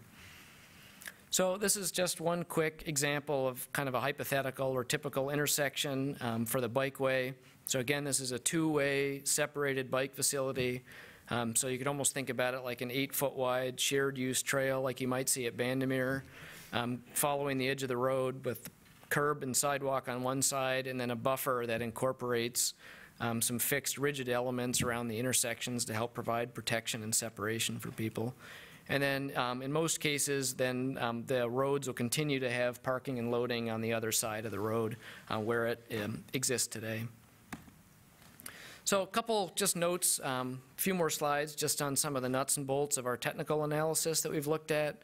We did an extensive breakdown of all of the crash and safety data over the last 5 years on this corridor. Just on these 3 streets, that was about 650 accidents. 15% of them resulted in injury. 43, so 7% of the crashes involved vulnerable users. Those are pedestrians or cyclists. But 91% of the vulnerable users suffered an injury as a result of this. So we're really seeing a disproportionate amount of those vulnerable users, as you would expect, being injured when these crashes occur. So how we can start to provide that physical separation, start to slow speeds down, give drivers more time to react, all of those things is really important. And the other interesting thing is that doesn't include a lot of the near misses that you all have probably experienced where you're walking and somebody breaks in front of you, or you're on a bike and you have to swerve around a car that didn't see you. So there's a lot more safety concerns that are out there than just what gets reported. And then even from a vehicle-to-vehicle standpoint, the safety improvements are pretty clear here. The majority of the vehicle-to-vehicle crashes along the corridor are side swipes, and that's because you have 2 travel lanes going in the same direction, and people don't see each other when they're changing lanes and they're running into each other. So being able to reduce that, just not having 2 lanes in the same direction, has a big benefit for improving safety from that standpoint. So as with the Huron project, there's lots of kind of specific interventions that are being proposed as part of these projects. So adding bump outs in to help make corners more visible for pedestrians, adding some of the protected bike facilities, using colored pavement around the intersection zones or where the bicycle facilities conflict with other users and other modes of travel. All of these facilities have a reduction in safety benefits. And again, these are things that are born and demonstrated through research and through the traffic engineering evidence. So lots of benefit that can come out of that. And one of the key ones too, this is a good term to know, is this idea of the double threat. And so as a pedestrian, when you have 2 lanes of travel going in one direction, replace this ancient looking car from the 80s with a big SUV from 2010. And it kind of exacerbates the problem where very often one car will stop, pedestrians will start to go, the other car doesn't see them through the one car, and that's usually where the pedestrian conflicts happen. So trying to move away from that, splitting those 2-lane, one-direction roads up can really help address that double threat concern. And also we heard a lot from constituents about the issues with cycling on sidewalks and, pedestrians yelling at bikers, get off the sidewalk, and drivers yelling at bikes, get on the sidewalk. So providing dedicated space for bikes to be kind of helps make the world and the environment better and safer for both the vehicles and the pedestrians as well. So just a last thing to mention on this, or not quite, almost last. One of the things that we do as part of our analysis is looking at level of stress, and this goes right back to that earlier slide around bicycling comfort and what you're comfortable doing. Today, the little blue lines are where a lot of the city's dedicated bike lanes are. If you're coming in on, say, Liberty or Miller, you have no way of connecting through the downtown today to get to the bike lanes that are going through other parts of downtown. So if you're not comfortable riding in the road today, there's no way for you to get through the city. So these 2 projects on First and William with the protected bikeway provide that lower stress way to get through a higher traffic environment to help make those connections. So it really helps build out the network that the city has already invested a lot into. So we do get questions around travel time and what's the impact of this restoration. So we've studied that extensively with our traffic engineers that are on the team. And 2 really interesting studies came out of this.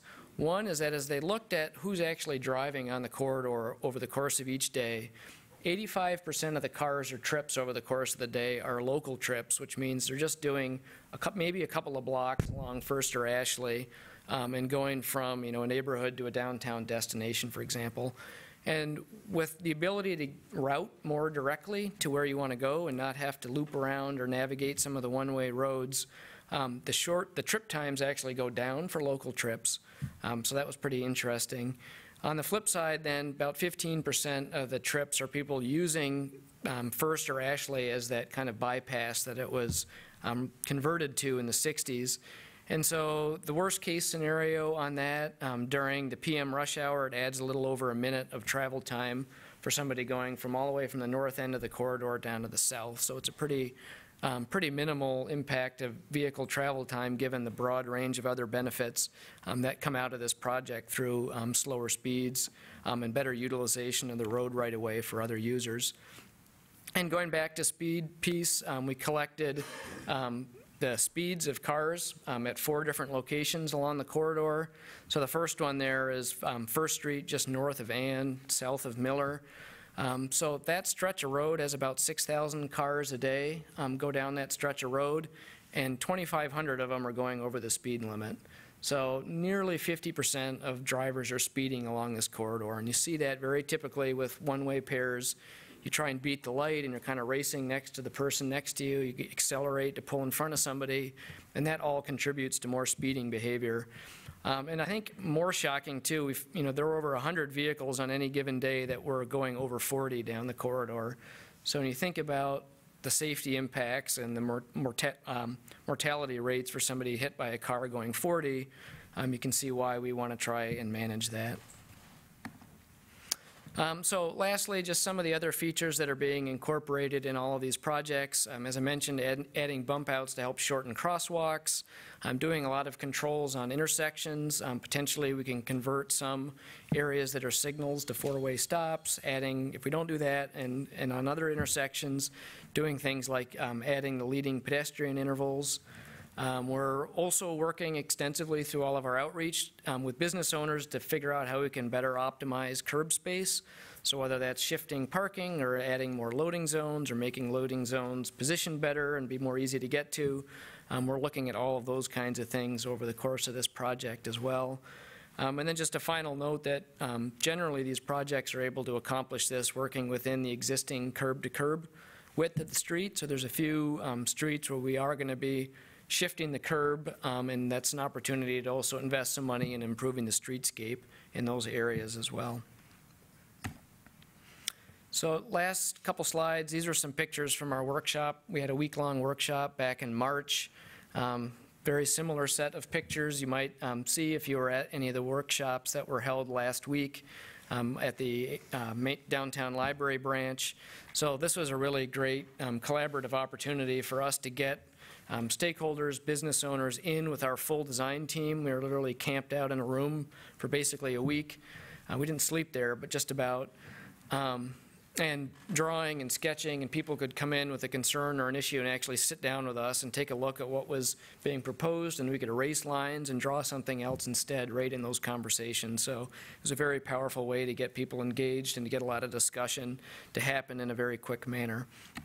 And so across all of our outreach, some of the big things that we've heard quite consistently from the community, this desire for slower speeds, emphasis on pedestrian safety, broad support for the bicycle facilities. We had a lot of bicycle groups show up and express their concern, but also just ordinary citizens that aren't plugged into the biking community saying, yes, I would love to be able to, bike downtown and, go to the summer festival or something like that on my bike. Again, coordinating with business owners on loading zones, expanding some ADA parking. Heard a lot of discussion around maintenance and street condition and how we can make sure that's maintained. And then education, we recognize will be an important part of rolling these out. These are new facilities for the city. They don't have any, I don't believe there's any on-street separated bikeways today. So how we make sure that everybody is educated around how those work will be important. So with that, on these projects, we just had our DDA board meeting last week, and then which was kind of a similar version of looking at a lot of these, looking at these projects and these recommendations, and we got support for all of these moving forward. We brought recommendations regarding the Huron Street project to Transportation Commission a few months ago and got support from Transportation Commission then.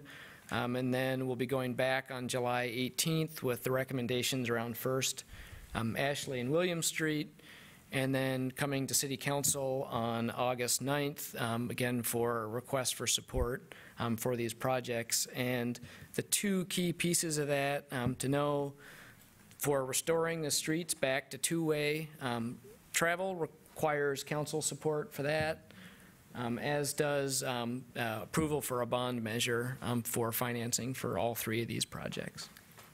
And in addition, the state asked that we receive your support for the transportation elements of the Huron Street project. Which would include like the... Sorry, I'll talk into the microphone.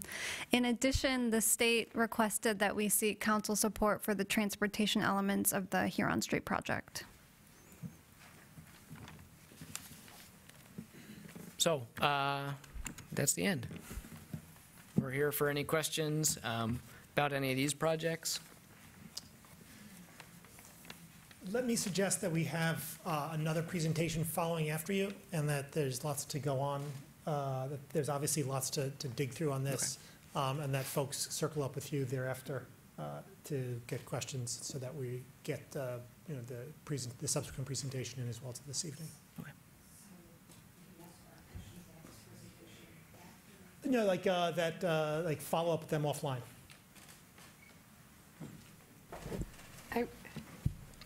Mr. Mayor? Yeah. Thank you. While they're here, yeah, because then it's hard to send in our questions, you know, and make sort of editorial comments, because that's a violation of the Open Meetings Act.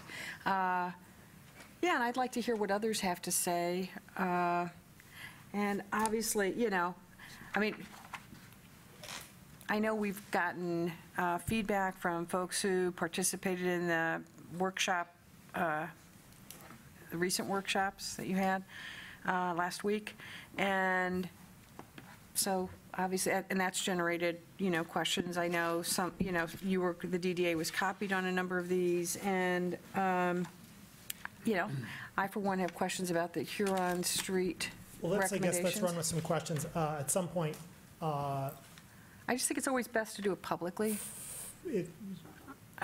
Fair enough.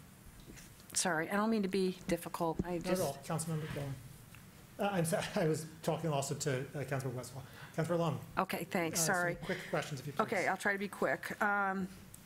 So thanks for the informative presentation. Obviously, a lot to digest here, lots of data, except on cost. And I know you won't have any refined cost estimates until later in the process, excuse me. But I suspect you have some rough directional estimates for each of the three projects, First and Ashley, William, and Huron. And I'm wondering if you can just give us some ballpark sense of how much these are likely to cost. Absolutely. Each of these projects has an approved budget that's been approved by the DDA board. So the Huron Street improvements, which run from 3rd Street to Division, the budget for that is $5.6 million. And that includes design for each of these. For the First and Ashley project, which is the two-way restoration, streetscape enhancements, and a protected bike lane, $9 million. And the William Street protected bike lane, $2 million, sorry. Okay, then you said in your last comment, you talked about issuing a bond, so borrowing to pay for these improvements, and that's the plan? Yes, that's the plan. The DDA board felt that it was really important to design and implement these projects together to focus on the edges of downtown, the west side of downtown, and have a big impact on the protected bike network in downtown. Okay, so if you could then just share with council that budget information that we share with the DDA and the financing plan, that would be helpful. So Huron parking proposal, could you pull up slide 24, please? It's the Huron traffic count slide.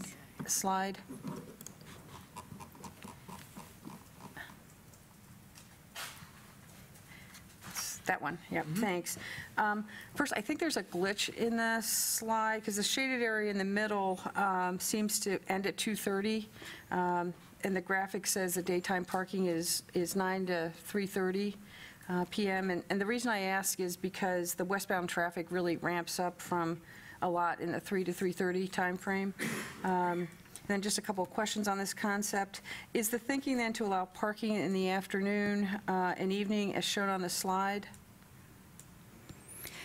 We're still working out the details of those hours as we talk to the state and work internally with staff, but these are the hours of opportunity that we see.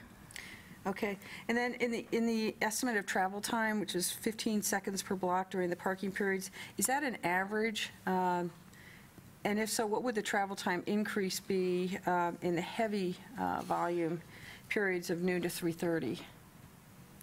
Yeah, I can speak. You want Chris to speak to this? One of our traffic engineers is with us, so we'll let him speak to that.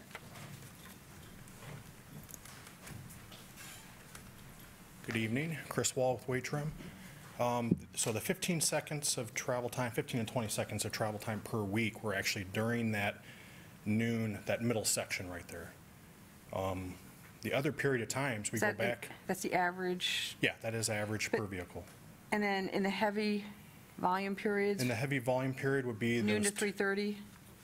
Yeah, it would be the unshaded areas, then where it's not Okay, that's green. where I think yeah. Yep, and that would be the time when it would be back to the full capacity where it's So is that very based on today's volume, or is it some projected volume in the future? both. We studied today's volumes, and then we also studied the future. Okay, and then I think this is a bit tricky, just having 2 okay to park periods and 2 no parking periods during the day. And I think, it's likely you'll have people who will, who've parked and they're now overlapping into the no parking period and wondering how that's going to be dealt with. Would they be towed or at, say, 3:30? How's that going to be enforced? Well, okay. You can speak to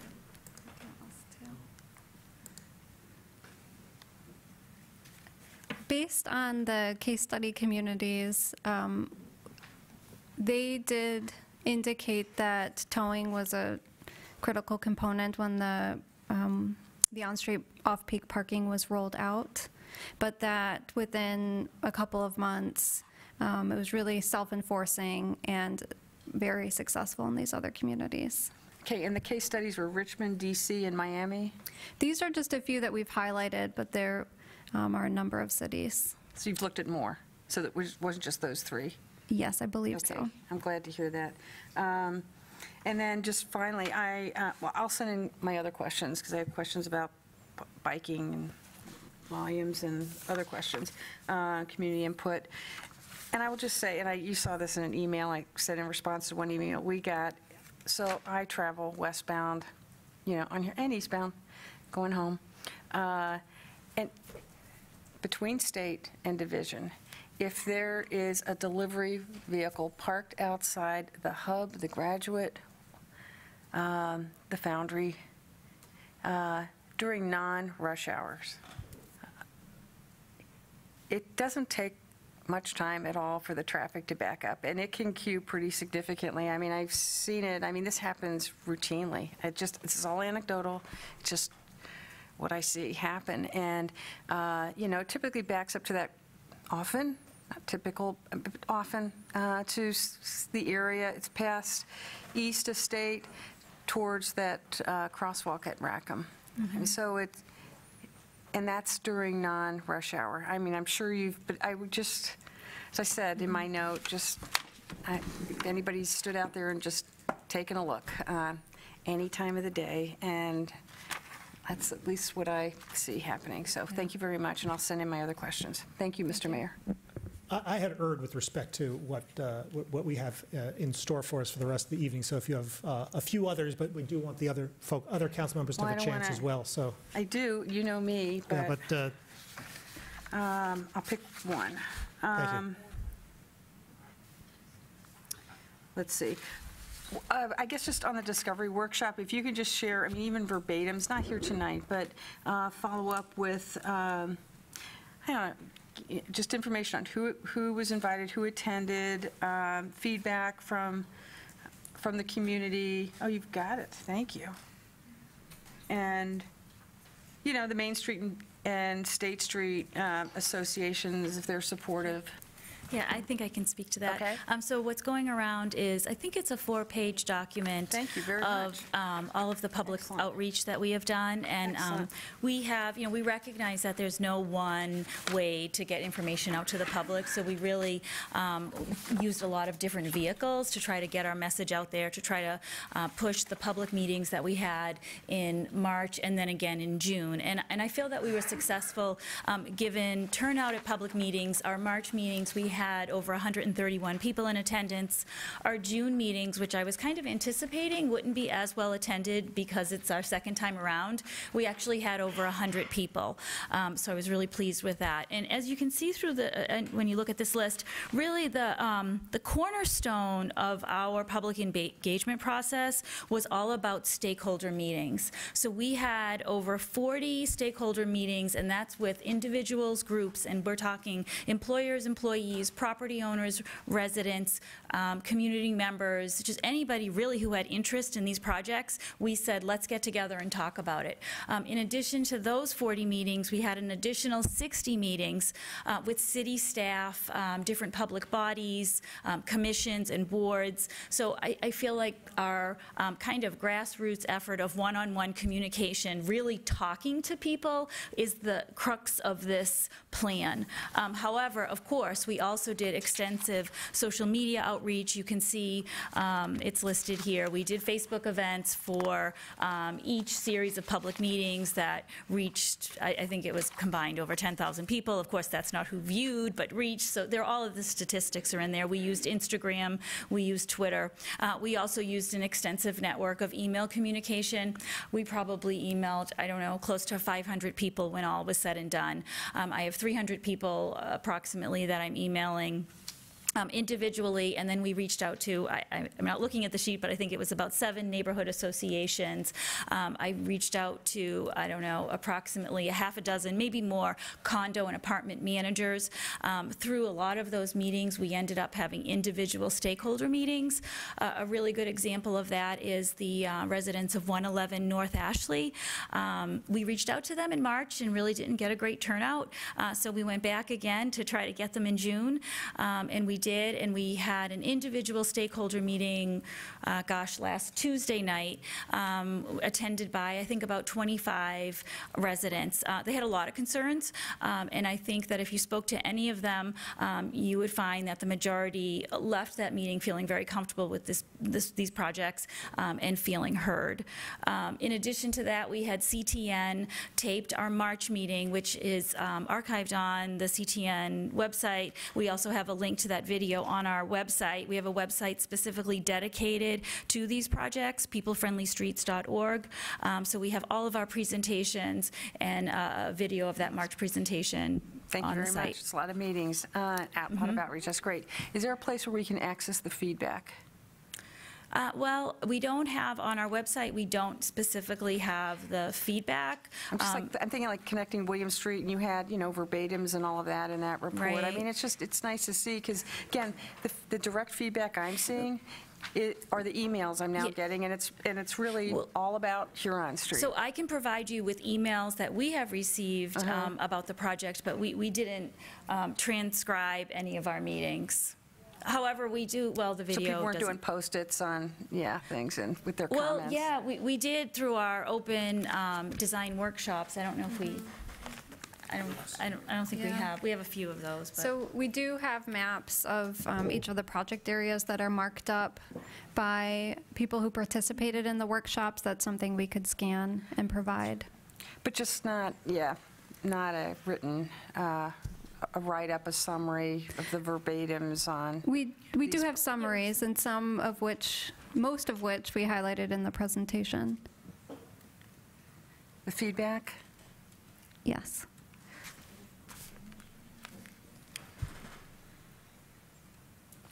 Let's see it. May I? Councilmember Westphal? Thank you. Thanks for the great summary. Did I cut in front of somebody? No, you didn't. With regard to the part-time parking, and it seems like the peak flows are so directional, like eastbound in the morning, westbound in the afternoon. Is there a reason to remove the parking for the, say, the PM peak when in the eastbound direction? Just to keep it simpler, can you just remove it during the morning? That may be possible, and Chris can speak to that a little bit more. We felt for simplicity's sake and for the community to be able to grasp the concept, it would be easier to keep it consistent on both sides of the street rather than to be changing sides of street. Okay. And then just to go back to the feedback, I can see, do you know what slide that is? It was really surprising how consistent the feedback was. So that slide that we have for First Ashley and William, that really does sum up what we heard during these workshops. The feedback was just very consistent. Councilmember Westphal? Oh, and I guess with regard to, you know, I think a lot of these road redesign activities can be counterintuitive. I mean, there's the automatic, I think, reaction that I get when some people hear about this is that, well, you're taking away half the lanes, that means it's going to be half the cars. And so it looks like what the research says for the volumes that are now on Huron and what's anticipated is that there is some degree of delay, but that's actually part of the design because it's making people go slower overall. Yeah, so when you see a increase in travel time, part of that is accounting for vehicles that are currently speeding and then adjusting to design for them to drive the speed limit. Okay. And does that also, because it's kind of alarming, especially with the one-way couplet behavior right now, is that there's very high maximum travel speed. So these projects are destined to slow down the average traffic. Does it also slow down those peak speeders? Like, does it actually bring down what would you call it, the median or whatever? Does it remove the most hazardous drivers? Yes, yeah. Okay, thank you. Councilman Tyler Appleton? Yeah. Since there was no survey, and I see this, what you have put up, like slower speeds, yeah, I mean, these all look like lofty goals, I'm not denying. But with no data backing it, it's kind of very scientific. Everybody, like you said, you went to 111, some building, and at the end, everybody went home happy. I mean, this is very unscientific. It's meaningless to me. I really need to give. You need to give feedback. We certainly can. This is not feedback. This is what you want to tell us. I mean, we want to know, like, 30% of the people who were there wanted the speeds down, but 20% wanted it two ways, but 35% didn't want. I mean, this is how we need to know what our constituents are saying, and if you had 40 meetings and you haven't transcribed it, I find it that's less useful as policymakers to get feedback. This is just like kind of goals that are put up there. As we mentioned earlier, we can certainly provide the written comments that we received on the maps. We can provide comments that we've received via email. If you'd like us to estimate the support we heard for the projects, I would say it was about 90 to 95% of the attendees were enthusiastic about the projects. And just one other comment on that. I think with public meetings, there's a challenge in getting the public to participate. And we actually felt pretty good about the amount of participation we got. And although we didn't transcribe comments, I'm sure that we could provide you with the names of many people who I think would be really willing to share the fact that they came into these meetings skeptical. And I'm not saying everybody left completely happy, but I would say everybody left heard. And I think that speaks to the quality of the meetings. But we would be happy to provide you with names. Councilor Ackerman. Thank you, Mr. Mayor. This is the third time I've seen the presentation, so thank you so much for all of your work. And having attended some of these public meetings, To date, I can verify very much that that seems to be the reaction. There are, the lone outlier from time to time who had different opinions about how downtown streets should service the community. But this really was far and away what I saw as the community's reaction. But I'm glad that we can back it up with the hard minutes as well. I also just want to stress that, in October of 2015, before I joined council, this body unanimously accepted the Vision Zero initiative as our goal. And this is staff and the DDA coming back to us with how we accomplish that.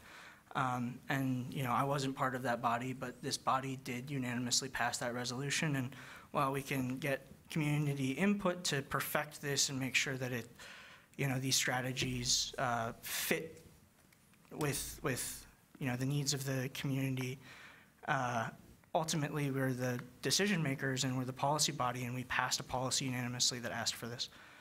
So I think it's important to remember that goal, and that these are the proven best practices nationally and globally. Councilmember Smith. Yeah, I think that you've done great work. I think it is very technically sound. I think it's very well thought out. I don't have any questions about the methodology of the modeling, any of that. I'll allow my colleagues to continue to opine incorrectly on that. What I would tell you, is that, number one, I have a question about the hawk signal going to a signalized crossing at 3rd Street. Could that happen prior to the larger Huron project? And I ask that because that just happens to be my daughter's preschool class that you videoed crossing the street there. I completely understand the desire for that, because now that we have seen those videos and we understand the data, it is scary to have that hawk signal remain in place. So I think that would take a couple of things. We have to voice the desire for that to the state, and the DDA would have to make sure that we have the funding in advance. So the other corollary to that is Councilmember Werpachowski and I have met a number of times with the residents of Lurie Terrace, who also indicate that that's a really, really challenging crossing for the folks that live there. Anybody with any mobility impairment, that's a really scary intersection, and their primary transit stops across the street. So if we are able to do that faster, I think that would be an immediate community benefit for everybody. I think I look at the data that you've provided and the analysis of the crashes. The fact that 39 of 43 crashes in the study area in the first Ashley and William resulted in injuries, that's a huge percentage, and I think if we're serious about Vision Zero, we have to start taking steps to implement this. And I'm not going to sit and question methodology when we have a clear path forward that's been well studied, well modeled, and well thought out, and we have an action plan we need to start doing instead of talking about it. So I really appreciate the DDA's work on this and taking the lead. For people skeptical about the quality of public involvement, I listen at this table an awful lot to complaints about how much consultants cost and how much we do. The most expensive thing that consultants do is public engagement. A week-long public design workshop is a lot of work. I don't know if everybody understands exactly how much work this team puts into that and what a big chunk of budget that is. But it is really, really effective way to generate a lot of good ideas, a lot of good discussion, and build a lot of consensus. And having seen what this team did, I was really, really impressed with the way that you synthesized the information you got. You built consensus around ideas and really pushed us towards best practices. So, I'm really appreciative of the study. Thank you. Councilmember Werpachowski. Thank you, Mayor Taylor. First thing, just a question on clarity. If you look at slide 18, that's the crash data on Huron, and there's yellow and red icons. What is the color coding there? Or the crash data on here. I believe it is severity. Where's Chris? Okay. Okay, so it's, okay, thank you. So I guess, first of all, just on the feedback, I had a chance to stop by one of the workshops at the library last Wednesday, and in terms of why it wasn't transcribable, it was me having a chance to talk in pairs or triplets with the different engineers going intersection by intersection. Where are the bike boxes? How does this intersect? And it's not the kind of thing like you were in a room and people are going one after another giving their monologue. It was working in small groups with people who actually knew what they were talking about on site-specific information. So the transcript, and then I left and other people were coming through and giving their feedback. So in some ways, the transcript is the series of iterative drawings of those intersections as they worked through the design issues as they went along. So I understand the desire to get something like if we just have a bunch of people going through here, but for me as a participant, being able to talk, to be able to get really into the details at First and William about how all those pieces are going to fit together as we're doing the two-way and the bike lanes and the buffered bike lanes and they're going around. Being able to get in that really granular detail was extremely useful, and not the kind of thing, A, that lends itself to transcription, or B, that I would have been able to do if it was a format like this, where it's only, one mic, one diva. So I think that's some of the context to keep in mind for how this came about. The other thing that, as I look at the information on slide 18, I see those red, I'm assuming red is high severity, and all the yellow issues. For me, if we can reduce those in half and people spend a little bit more time in the car, I think that's a trade-off that's worth the human lives that are being impacted by these collisions. So that's my take on it. And again, thank you. I've been really impressed. I've been hearing from other people who started the conversation skeptical, and it wasn't just one meeting, but it was a series of interactions over the course of the project. So you've really been working hard to hear and listen to all the perspectives involved, and I really do appreciate that work. Thank you. Councilmember Bannister. Yes, I just wanted to make a comment about I heard from a couple gardeners from the First United Methodist Church at Huron and State, and they said that a couple of the major oak trees along there had died in recent years due to salt on the roads on Huron. So when I saw that we were going to plant some new trees, I wanted to bring to the attention about the salt issue that in that regard. Do you want to speak to Sure. Yeah, we've been meeting extensively with Kerry Gray, the city's forester, as we've gone through the design for how to handle that.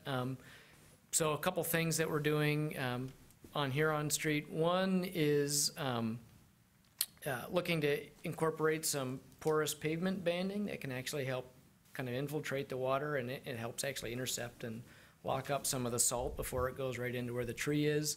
Another big part of it is working on the tree selection, so things like honey locusts, like you see on Main Street, nice big tall trees, super salt tolerant, so a lot of it's picking kind of right tree, right place to find those that will be tolerant. And then the design also has some of the plantings, like around the intersections, are actually in curbed planters, so there's a little bit of a curb like you see on Liberty Street, down by Liberty and State, and that, so more salt sensitive plants, if they go in there, they won't get all the salt running off the sidewalks and things and going into it. So there's a lot of detail in the design that we've been working with the forestry staff to make sure that everybody is comfortable from a salt standpoint. So Great, I'll share that with them.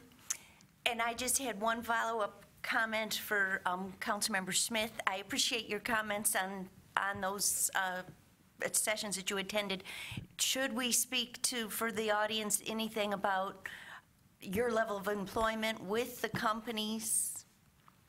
Sure. Thank you. I'm happy to address it. I work for Wade Trim as well. Mr. Wall works there. Wade Trim, Chris, you can talk about the involvement you had at the design workshops, but we're not the traffic engineers on this project. We're sub-consultants to the tool group. We are engineers doing work there. I think I would be more critical of the people I work with if I thought they were doing poor work. I think that we have contributed to an outstanding project. I have no apologies to make. Got a question about that? Are you making an accusation? I mean, I'm a little confused. No, thank you. I just wanted for disclosure to the rest of us. Thank you. Councilor Kalasapathy.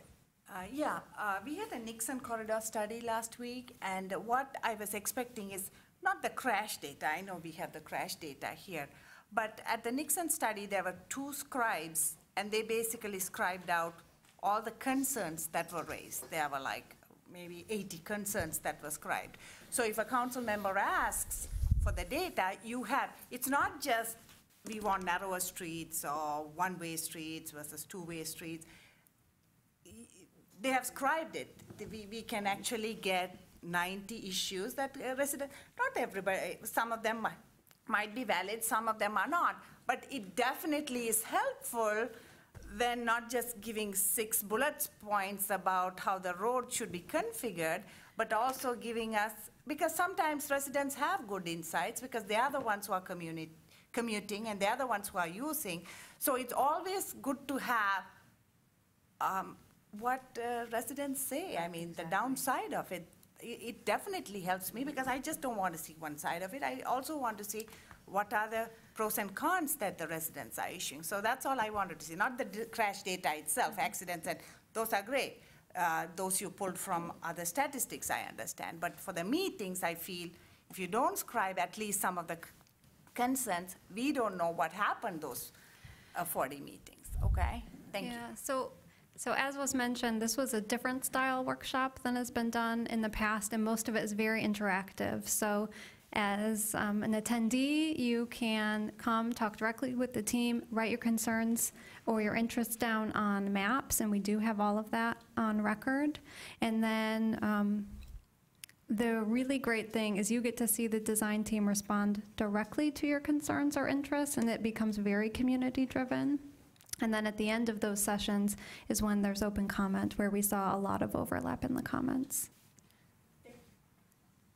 Councilor Berlin. Just a postscript to that, I thank you, Councilmember Kalasapathy. I entirely agree. And so you had all these meetings, and I'm just hoping, Wade Trim, by the way, and our city staff did an outstanding job with the Nixon Corridor Improvement Project meeting. It was outstanding, and they did. It was well attended, and the feedback was recorded by the Wade Trim folks, and it was. I talked to people leaving the meeting, and they really felt good that they were listened to and heard, and their comments were recorded, and the city staff and Wade Trim, what are they going to do with it? They're going to take that feedback into account as they, with their next steps. Here, just the takeaway, sitting on this side, you had all these meetings again, but there's no one place where you housed, so you had interactive meetings, but presumably all this feedback, you said it was recorded on these maps of the streets themselves. But it would just be nice to see that feedback because the sense is like that slide, slide 41, you have those 6 bullet points or whatever. It comes across as these are your goals, right? It's not really feedback. It's your feedback to us. What you're telling us, are the desired outcomes, and you just would like to be a bit more transparent, if you will, if you could just, again, share that feedback that you got. Because all I'm seeing, call me a Neanderthal, but I'm seeing comments about the Huron Street corridor. And again, it's a huge deal and what you're proposing. And I don't know, is that indicative of the feedback you saw? I mean, again, I'm just hearing, I think pretty much everybody seems fine with your other recommendations, but that is, because it's a primary vehicle corridor through downtown. And what you said is MDOT's looking to the city to basically endorse, like the DDA just did at their meeting last week, this recommendation. But, yeah, that, having as much information as possible before we take that next step would be helpful, so thanks. Councilor Graham, then Westfall, and perhaps we call it a day. Great, thank you. I'm, enthusiastic about these recommendations. I can look on this map, and I know some of the people who are represented on those crashes, and I think there are other members of our community who have said the same thing.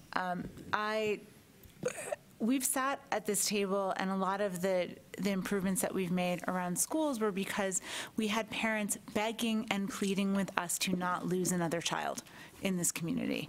And they have said pedestrian safety is their #1 priority. It needs to be the #1 priority of this council. And now that we've addressed some of these top-tier safety concerns around the schools, it becomes incumbent upon us to now look at the whole community. And I think this is part of those routes for how all of us can move safely throughout the city. So I do appreciate that work.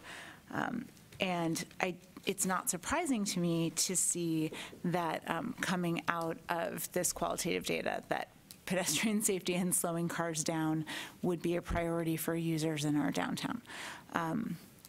So I don't question that. I'm thinking it might be instructive. Is there an example of feedback that you received from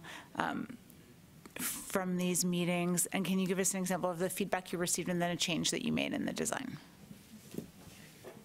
For instance, one of them was with the 111 North Ashley building. When we had that residents group meeting, a lot of residents came in, probably maybe half of the attendees expressing concern around sightlines. So they're saying, as I'm pulling out of there's an integrated garage deck in that building. As I'm pulling out of the garage, I'm worried about the on-street parking, not having a good view up the road to make sure it's safe and clear when we come out.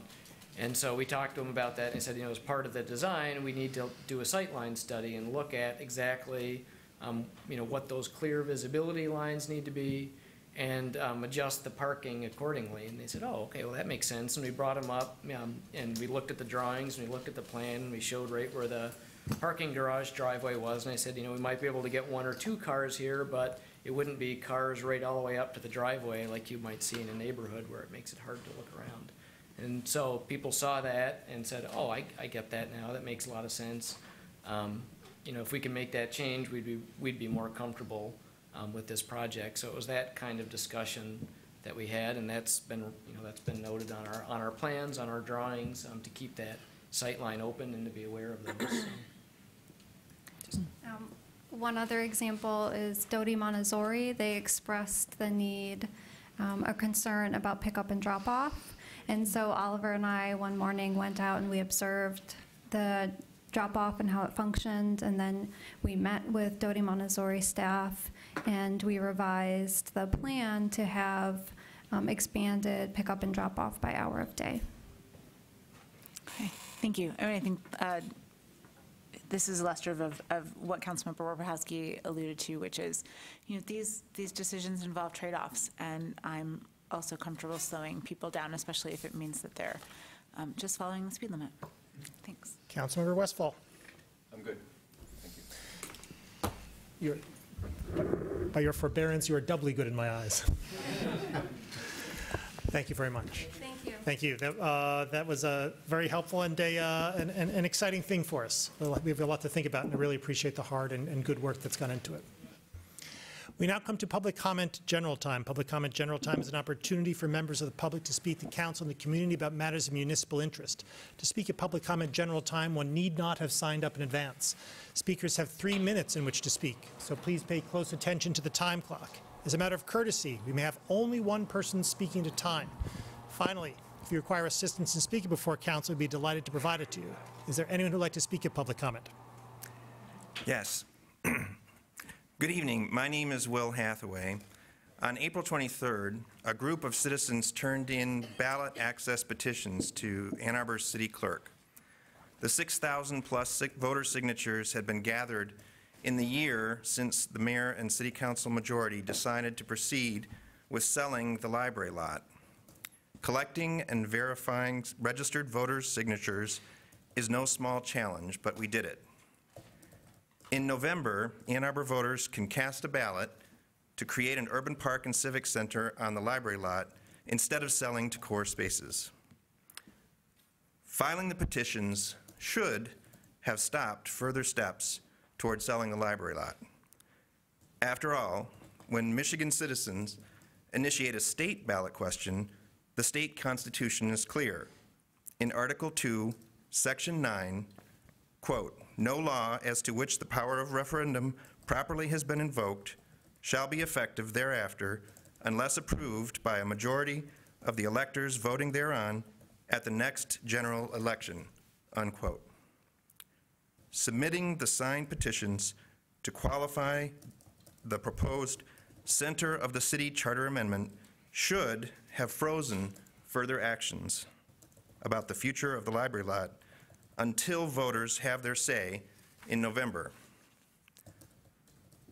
But the mayor and his city council allies evidently hold themselves to a different, lower standard. On May 24th, the city clerk called to confirm we had filed more than enough valid signatures to get on the November ballot. She said that a written confirmation would come the following week. However, a week later, the city signed a purchase agreement with Core Spaces. This action shows contempt for the citizens who worked to qualify the ballot proposal, and it disrespects the thousands of registered voters who signed the petitions for a chance to vote on the library lot. Fortunately, the purchase agreement doesn't change the legal status of this public land. Indeed, the language of the purchase agreement itself makes clear that the seller retains ownership until the closing, which may occur as late as November 2019, a year and a half from now. The purchase agreement falsely implies that the ballot question doesn't matter. This behavior by the city is disappointing, but not a surprise. After all, it is the city's biased public processes and its disdain for public opinion that brought us to this point. Thank you.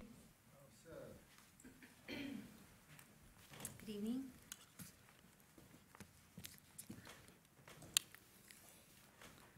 My name is Miko Fossum, and I just want to say that the petition to place a charter amendment on the ballot was not our first choice. Advocates for a downtown park have participated in one public process after another, but over and over, we saw that these processes were rigged and citizen input was not being respected. What are the public processes that the mayor and city council majority are misusing in order to rationalize their proposed sale of the library lot to a private developer?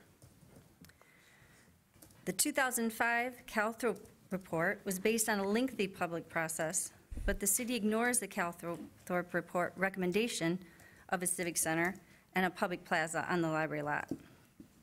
Instead, the city leaders cherry-pick other Calthrop recommendations for redeveloping parking lots. The 2012 Connecting William Street report was a result of a public process including a survey, but the report suppresses the survey results, showing an overwhelming majority in favor of more downtown public open space. This flawed report was not approved by City Council, but nonetheless served as the basis for Core's proposal to build a 17-story high-rise on the library lot. The 2013 Downtown Parks and Open Space Report resulted from another public process in which an opinion survey showed very clear and strong public preference for more downtown parks, with the library lot being the top choice. This input was overridden when the Parks Advisory Commission subcommittee made a last-minute edit that has since been used to misrepresent the substance of the report. This repeated misrepresentation of public process outcomes by the city has brought us to the point where a citizen-led ballot initiative became necessary. And it makes one wonder whether the mayor and city council majority think they have discovered a renewable resource, gaslighting. Gaslighting is a form of manipulation that seeks to sow seeds of doubt in a targeted individual or in members of a targeted group, hoping to make them question their own memory, perception, and sanity. Using persistent denial, misdirection, contradiction, and lying, it attempts to destabilize a target and delegitimize the target's belief. Thank you.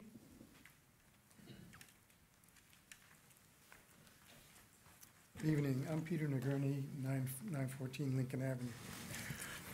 It's commendable that City Council is taking this time to discuss building a healthy Ann Arbor and to discuss parks and public spaces, especially when thousands of new residents are moving into the downtown area, and unfortunately, there is no downtown location to allow for the downtown workers and residents' recreation or to support their wellness. The city seems reluctant or unable to clean up the mess of Liberty Plaza and rectify the unfortunate design of that space that makes it unwelcoming to most city residents. So the only future possibility to support recreation and wellness downtown devolves to the April 17th, 2014 City Council resolution regarding an urban public park location on the library lot site. The resolution included the following description: a public space to be approximately 12,000 square feet.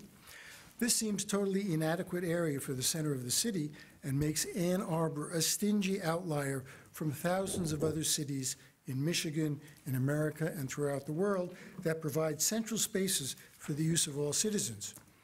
Notwithstanding the limits of this designated area, on page 8 of the March 9th, 2017 Core Spaces Memorandum, included as part of the purchase agreement, we read, "Developer reserves the right to seasonally or temporarily cordon off up to 2,000 square feet of the plaza to be used as an outdoor dining area in association with and directly adjacent to retail and hotel uses within the building."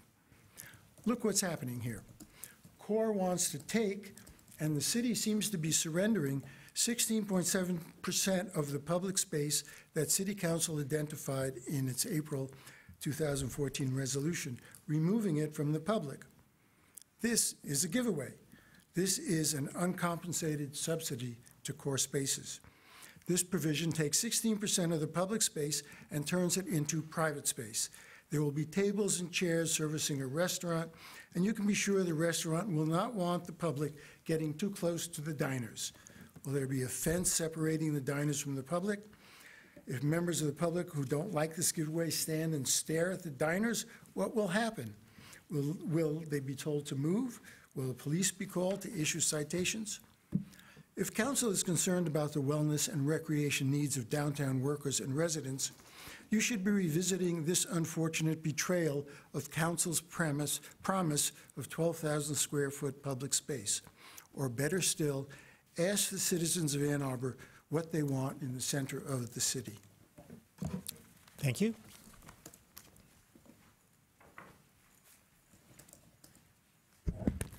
Hello, my name is Odile Hugonot-Weber and I live on 531 3rd Street. I have been a nurse for 30 years. An urban park or municipal garden. An urban park or municipal garden offer recreation and green space to the residents living in the city and to the visitors.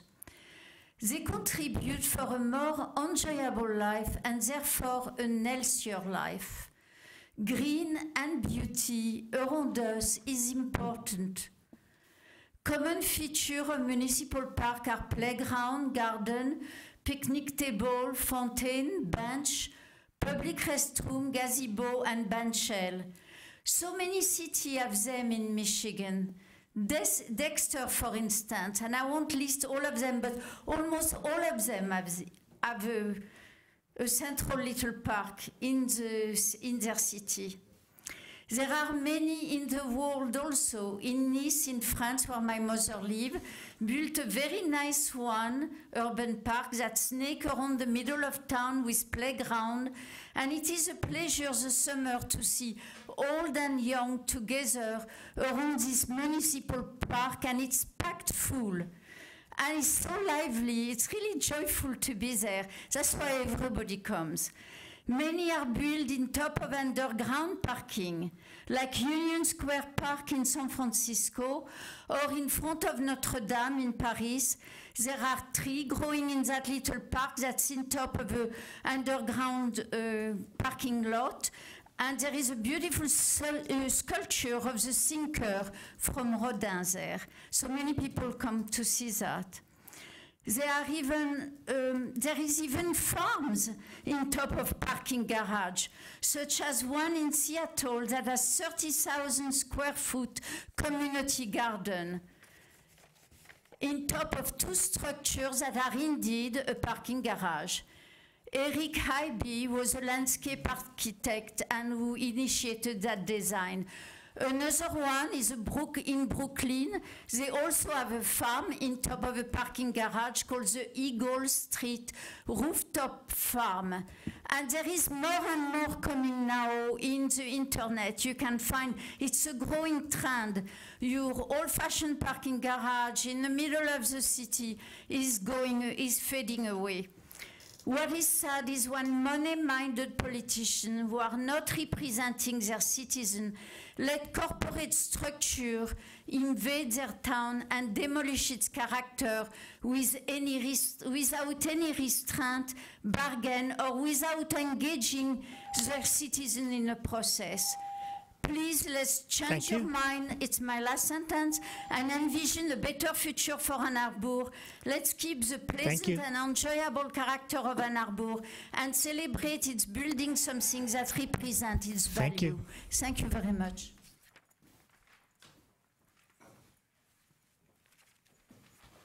Good evening. My name is Eric Lipson. I'm a resident of Ann Arbor on Rosewood Street. I always like to start out with something positive, and I would say that certainly the presentations by the Parks Department highlighted all of the great features of parks and all the benefits of parks.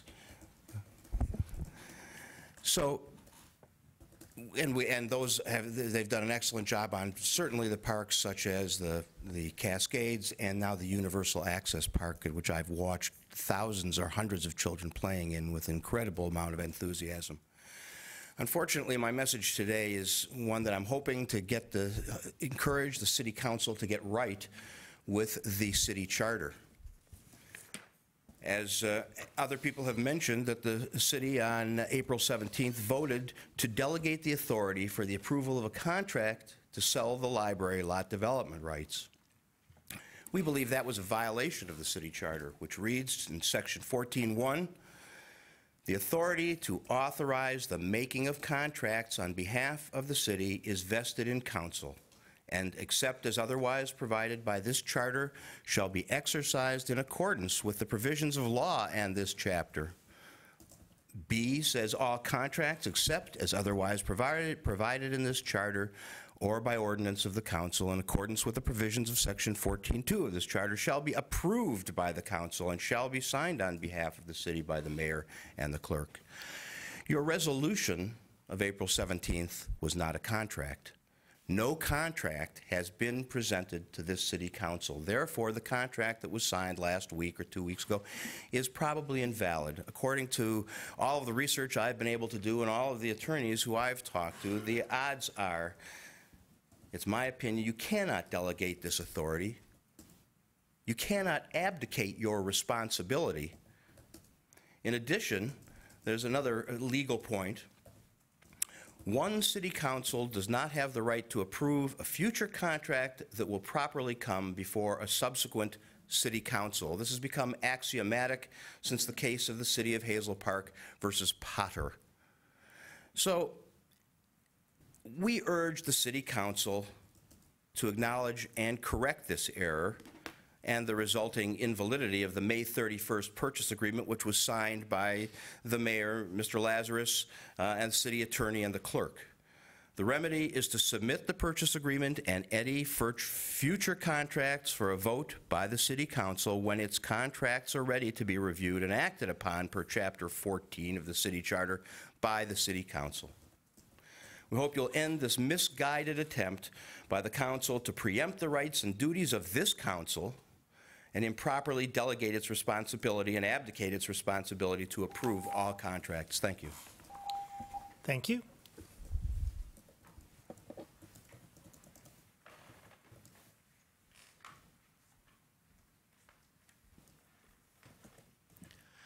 My name is Edward Vilmetti.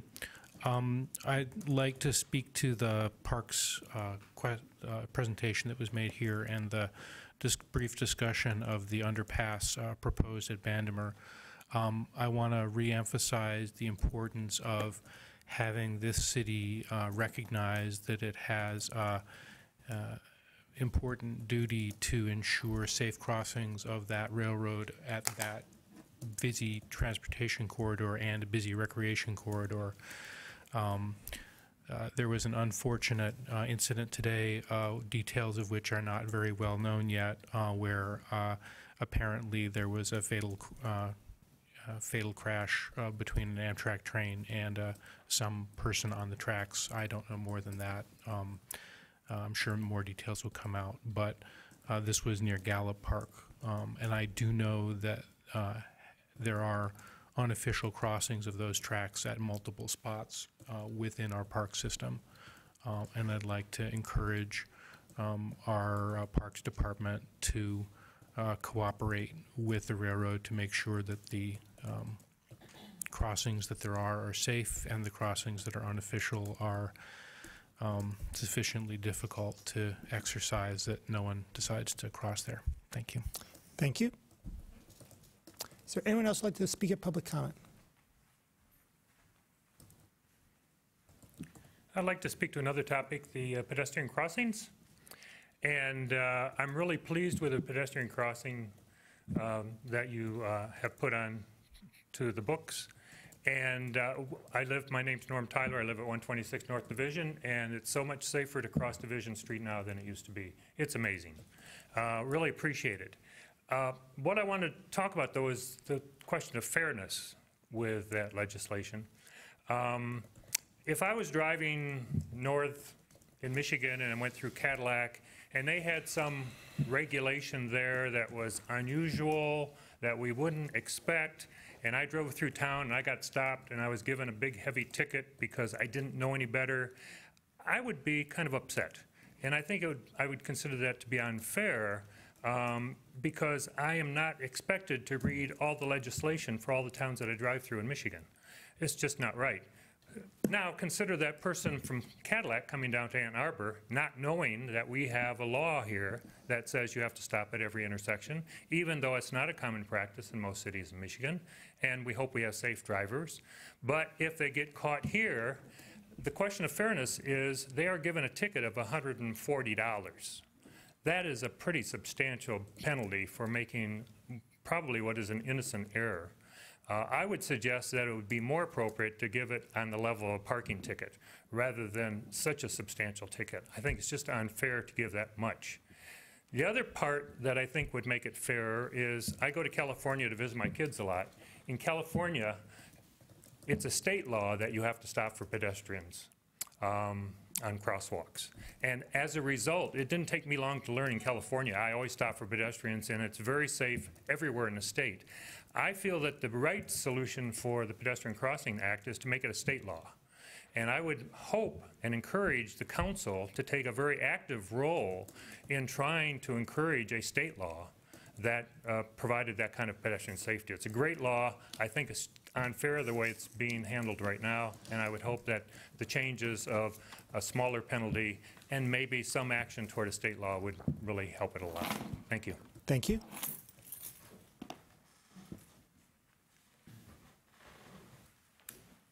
Kathy Griswold, I wasn't planning to speak tonight, but since someone brought up the need for a state crosswalk law, I wanted to provide an update on that. I've been working on that for some years now with different state representatives, and MDOT has released the draft language for a state law. I don't agree with it completely, and I'm hoping that it's amended in committee, but it's scheduled to be introduced by Representative Ronnie Peterson in the near future. Also regarding California, while there is the practice of stopping for a pedestrian in California, in many communities, but because they've built safe infrastructure, the law in California is yield for a pedestrian within the crosswalk. So the reason that cars stop for pedestrians is because there is a culture of doing that, and that culture is based on safe infrastructure. And I was just in California recently, and people do not stop for pedestrians at all crosswalks. They do usually at when there's like a 2-lane road, but they don't when there is a 4 or 5-lane road if there isn't a pedestrian activated traffic signal or a regular traffic signal at an intersection. So I hope that as we move forward and this proposal for a state law is considered in the Michigan House and Senate, that we have some additional information so we have the facts on what's actually law in all of the states. Thank you. Thank you.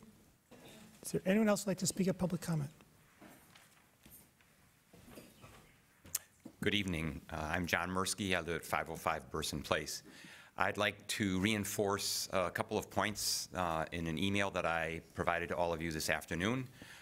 And in particular, I wanted to state that I wish that topic-specific work sessions, such as this focusing on sustainability and on parks, included a review of relevant sustainability framework goals, its short, mid, and long-term targets, and progress against those targets in the form of dashboard trend charts. In this way, you and residents, the taxpayers and your customers, would have a better sense of the city's performance against its own primary sustainability goals as defined in your resolutions and plans. In my view, your objective this evening to discuss visioning, target setting, and action plans have to be set in the context of what the city has already promised to deliver and how it is performing against those commitments as well as emerging needs and goals.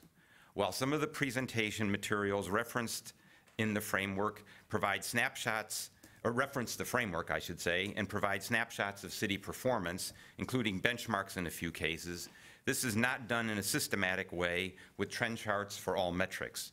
Moreover, benchmarks are not provided against peer cities. Instead, this is how we should measure ourselves, as was done, for example, at the Economic Forum Summit last year. Most of the proposed goals and opportunities in the slide decks are very general and not linked to systematic, measurable impacts on a city metric. Secondly, I wanted to indicate that I support the Office of Sustainability and Innovation, the new department and the proposal. I support the new structure as outlined in slide 4 of Administrator Lazarus's presentation. However, I'd like to see responsibilities in the last column that clearly show links not just to programs and actions and plans, but also to the sustainability framework so that there's a clear alignment between the framework and the dashboard goals and targets to this department. Frankly, that should be the case, in my view, for every department citywide. Everyone should know which department is responsible and accountable for performance against goals and targets, and research has consistently shown that this linkage dramatically improves outcomes. Thank you. Thank you.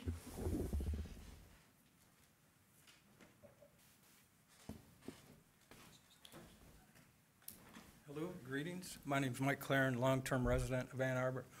The last time I was here in chamber confines was 35 years ago to the day on a similar issue. I spoke on the impending development that was going to be occurring down at the Broadway Bridge in terms of the capped pollution at what is now a combined DTE-Mishcon, where they were separate before. So 35 years ago to the day, here we are about ready to occur a rash of development that would cut open some of this pollution that we've been looking at. And in the meantime, we've also have the plume, the dioxin plume that is coming down here to our Allen Creek buried conduit. So I'm a bit concerned. The main reason I'm here, though, today is to say the development that is being looked at for core development, selling this property to core development that is community property at this time, is that there's this great opportunity right now in the last 3 decades that we now have the library lot, the library looking for resources and money, and now possibly the YMCA property coming back into the community. You have this incredible opportunity now to possibly be in the city that is supposedly one of the most livable cities in the North America, which conceivably is still one of the most polluted cities if you add the dioxin plume to the capped heavy metal from the original settlement of Ann Arbor. So we have this incredible opportunity in the Commons to bring attention to information that's not readily available to the public. Here we are about to do a bunch of development, and I hear nothing about remediation or censoring of pollution data and access to data that would actually help us do some sustainable design. While we have the Center for Mobility being built in Ann Arbor that would impact almost all of what's been talked about today with the incursion of autonomous vehicles. So I would like to see more information available on, one, the long-term pollution that is in town here, where it is, where it's going to, and how that affects development. So we can make these incredible decisions of a commons or a transportation hub or what happened with the Broadway Bridge renovation that really never occurred. We had a 150-year possibility of fixing that transportation hub as it affected Nixon, all these studies that were done. So again, I've been a long-term resident. This is the most concerned I've ever been in a long time, that there's a lot going on that's literally in our water, and we're not paying attention to it, and we're about ready to let DTE run with it with a $75 million thing. And so we have all this opportunity. I just hope that we have a little more data available to the general public about that. Thanks. Thank you. Is there anyone else who'd like to speak at this public comment?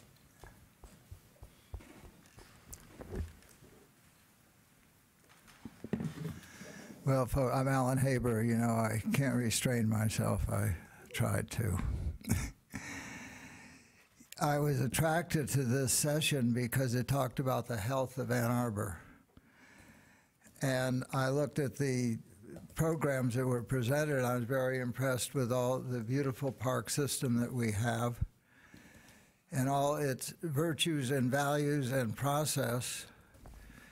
And what struck me, though, is that none of that is applied to the capacity of having a vital, alive, safe, diverse park civic center in the center of the city. Center of the city, these discussions were kind of nitpicked all around. Very good on Huron Street. Yeah, that should be better. William Street Bikeway, very good. Maybe the shift of Ashley and First would be okay, but the center of the city, what about the heart? Talking about the health of Ann Arbor. The center is the heart. People talk about the river being the orientation of Ann Arbor, but in fact, as long as I have lived here, that has not been my experience. In a European town, there might be restaurants and so on along the river, and maybe that is going to develop. But Ann Arbor, its center is just like the center, like the city charter says, where the 5 wards, roughly pie-shaped wards, meet. The best approximation we have of that is the library lot block, and that the park people do not see that all the virtues of park can somehow be manifested and developed there. When someone says the center of the city is as much a natural feature as the river, when you have eyes to see it. But as long as I've been here since 2009 on this question, saying this land should be seen as the purpose, and the purpose for all humanity now is the creation of a culture of peace and nonviolence for the children of the world, a place of community and humanity, that somehow the center of the city is not seen as embracing that purpose. So anyhow, the people generally, in terms of my experience, out with a petition, think it would be a good idea that at least we have a vote and that we see how we could collectively use all these benefits of the process of park in Ann Arbor, the experience, to focus that creativity in the center of the city. I think you will find that the voters will say the center of the city should be kept for the public use, for the public, and that we should create it ourselves and not subcontract it to Chicago or anywhere else. That's the heart of the city. That's where the health is. And none of this park discussion actually talked about the health of Ann Arbor, the affirmation of community, of drawing people together, of expressing our creativity and engagement with one another. That's what we really need. That's health in Ann Arbor. Thank you. Is there anyone else who would like to speak at public comment? Seeing no one, public comment is closed. May I have a motion to adjourn, please? Moved by Councilmember Westphal, seconded by Councilmember Ackerman. Discussion. All in favor? Opposed? We're adjourned.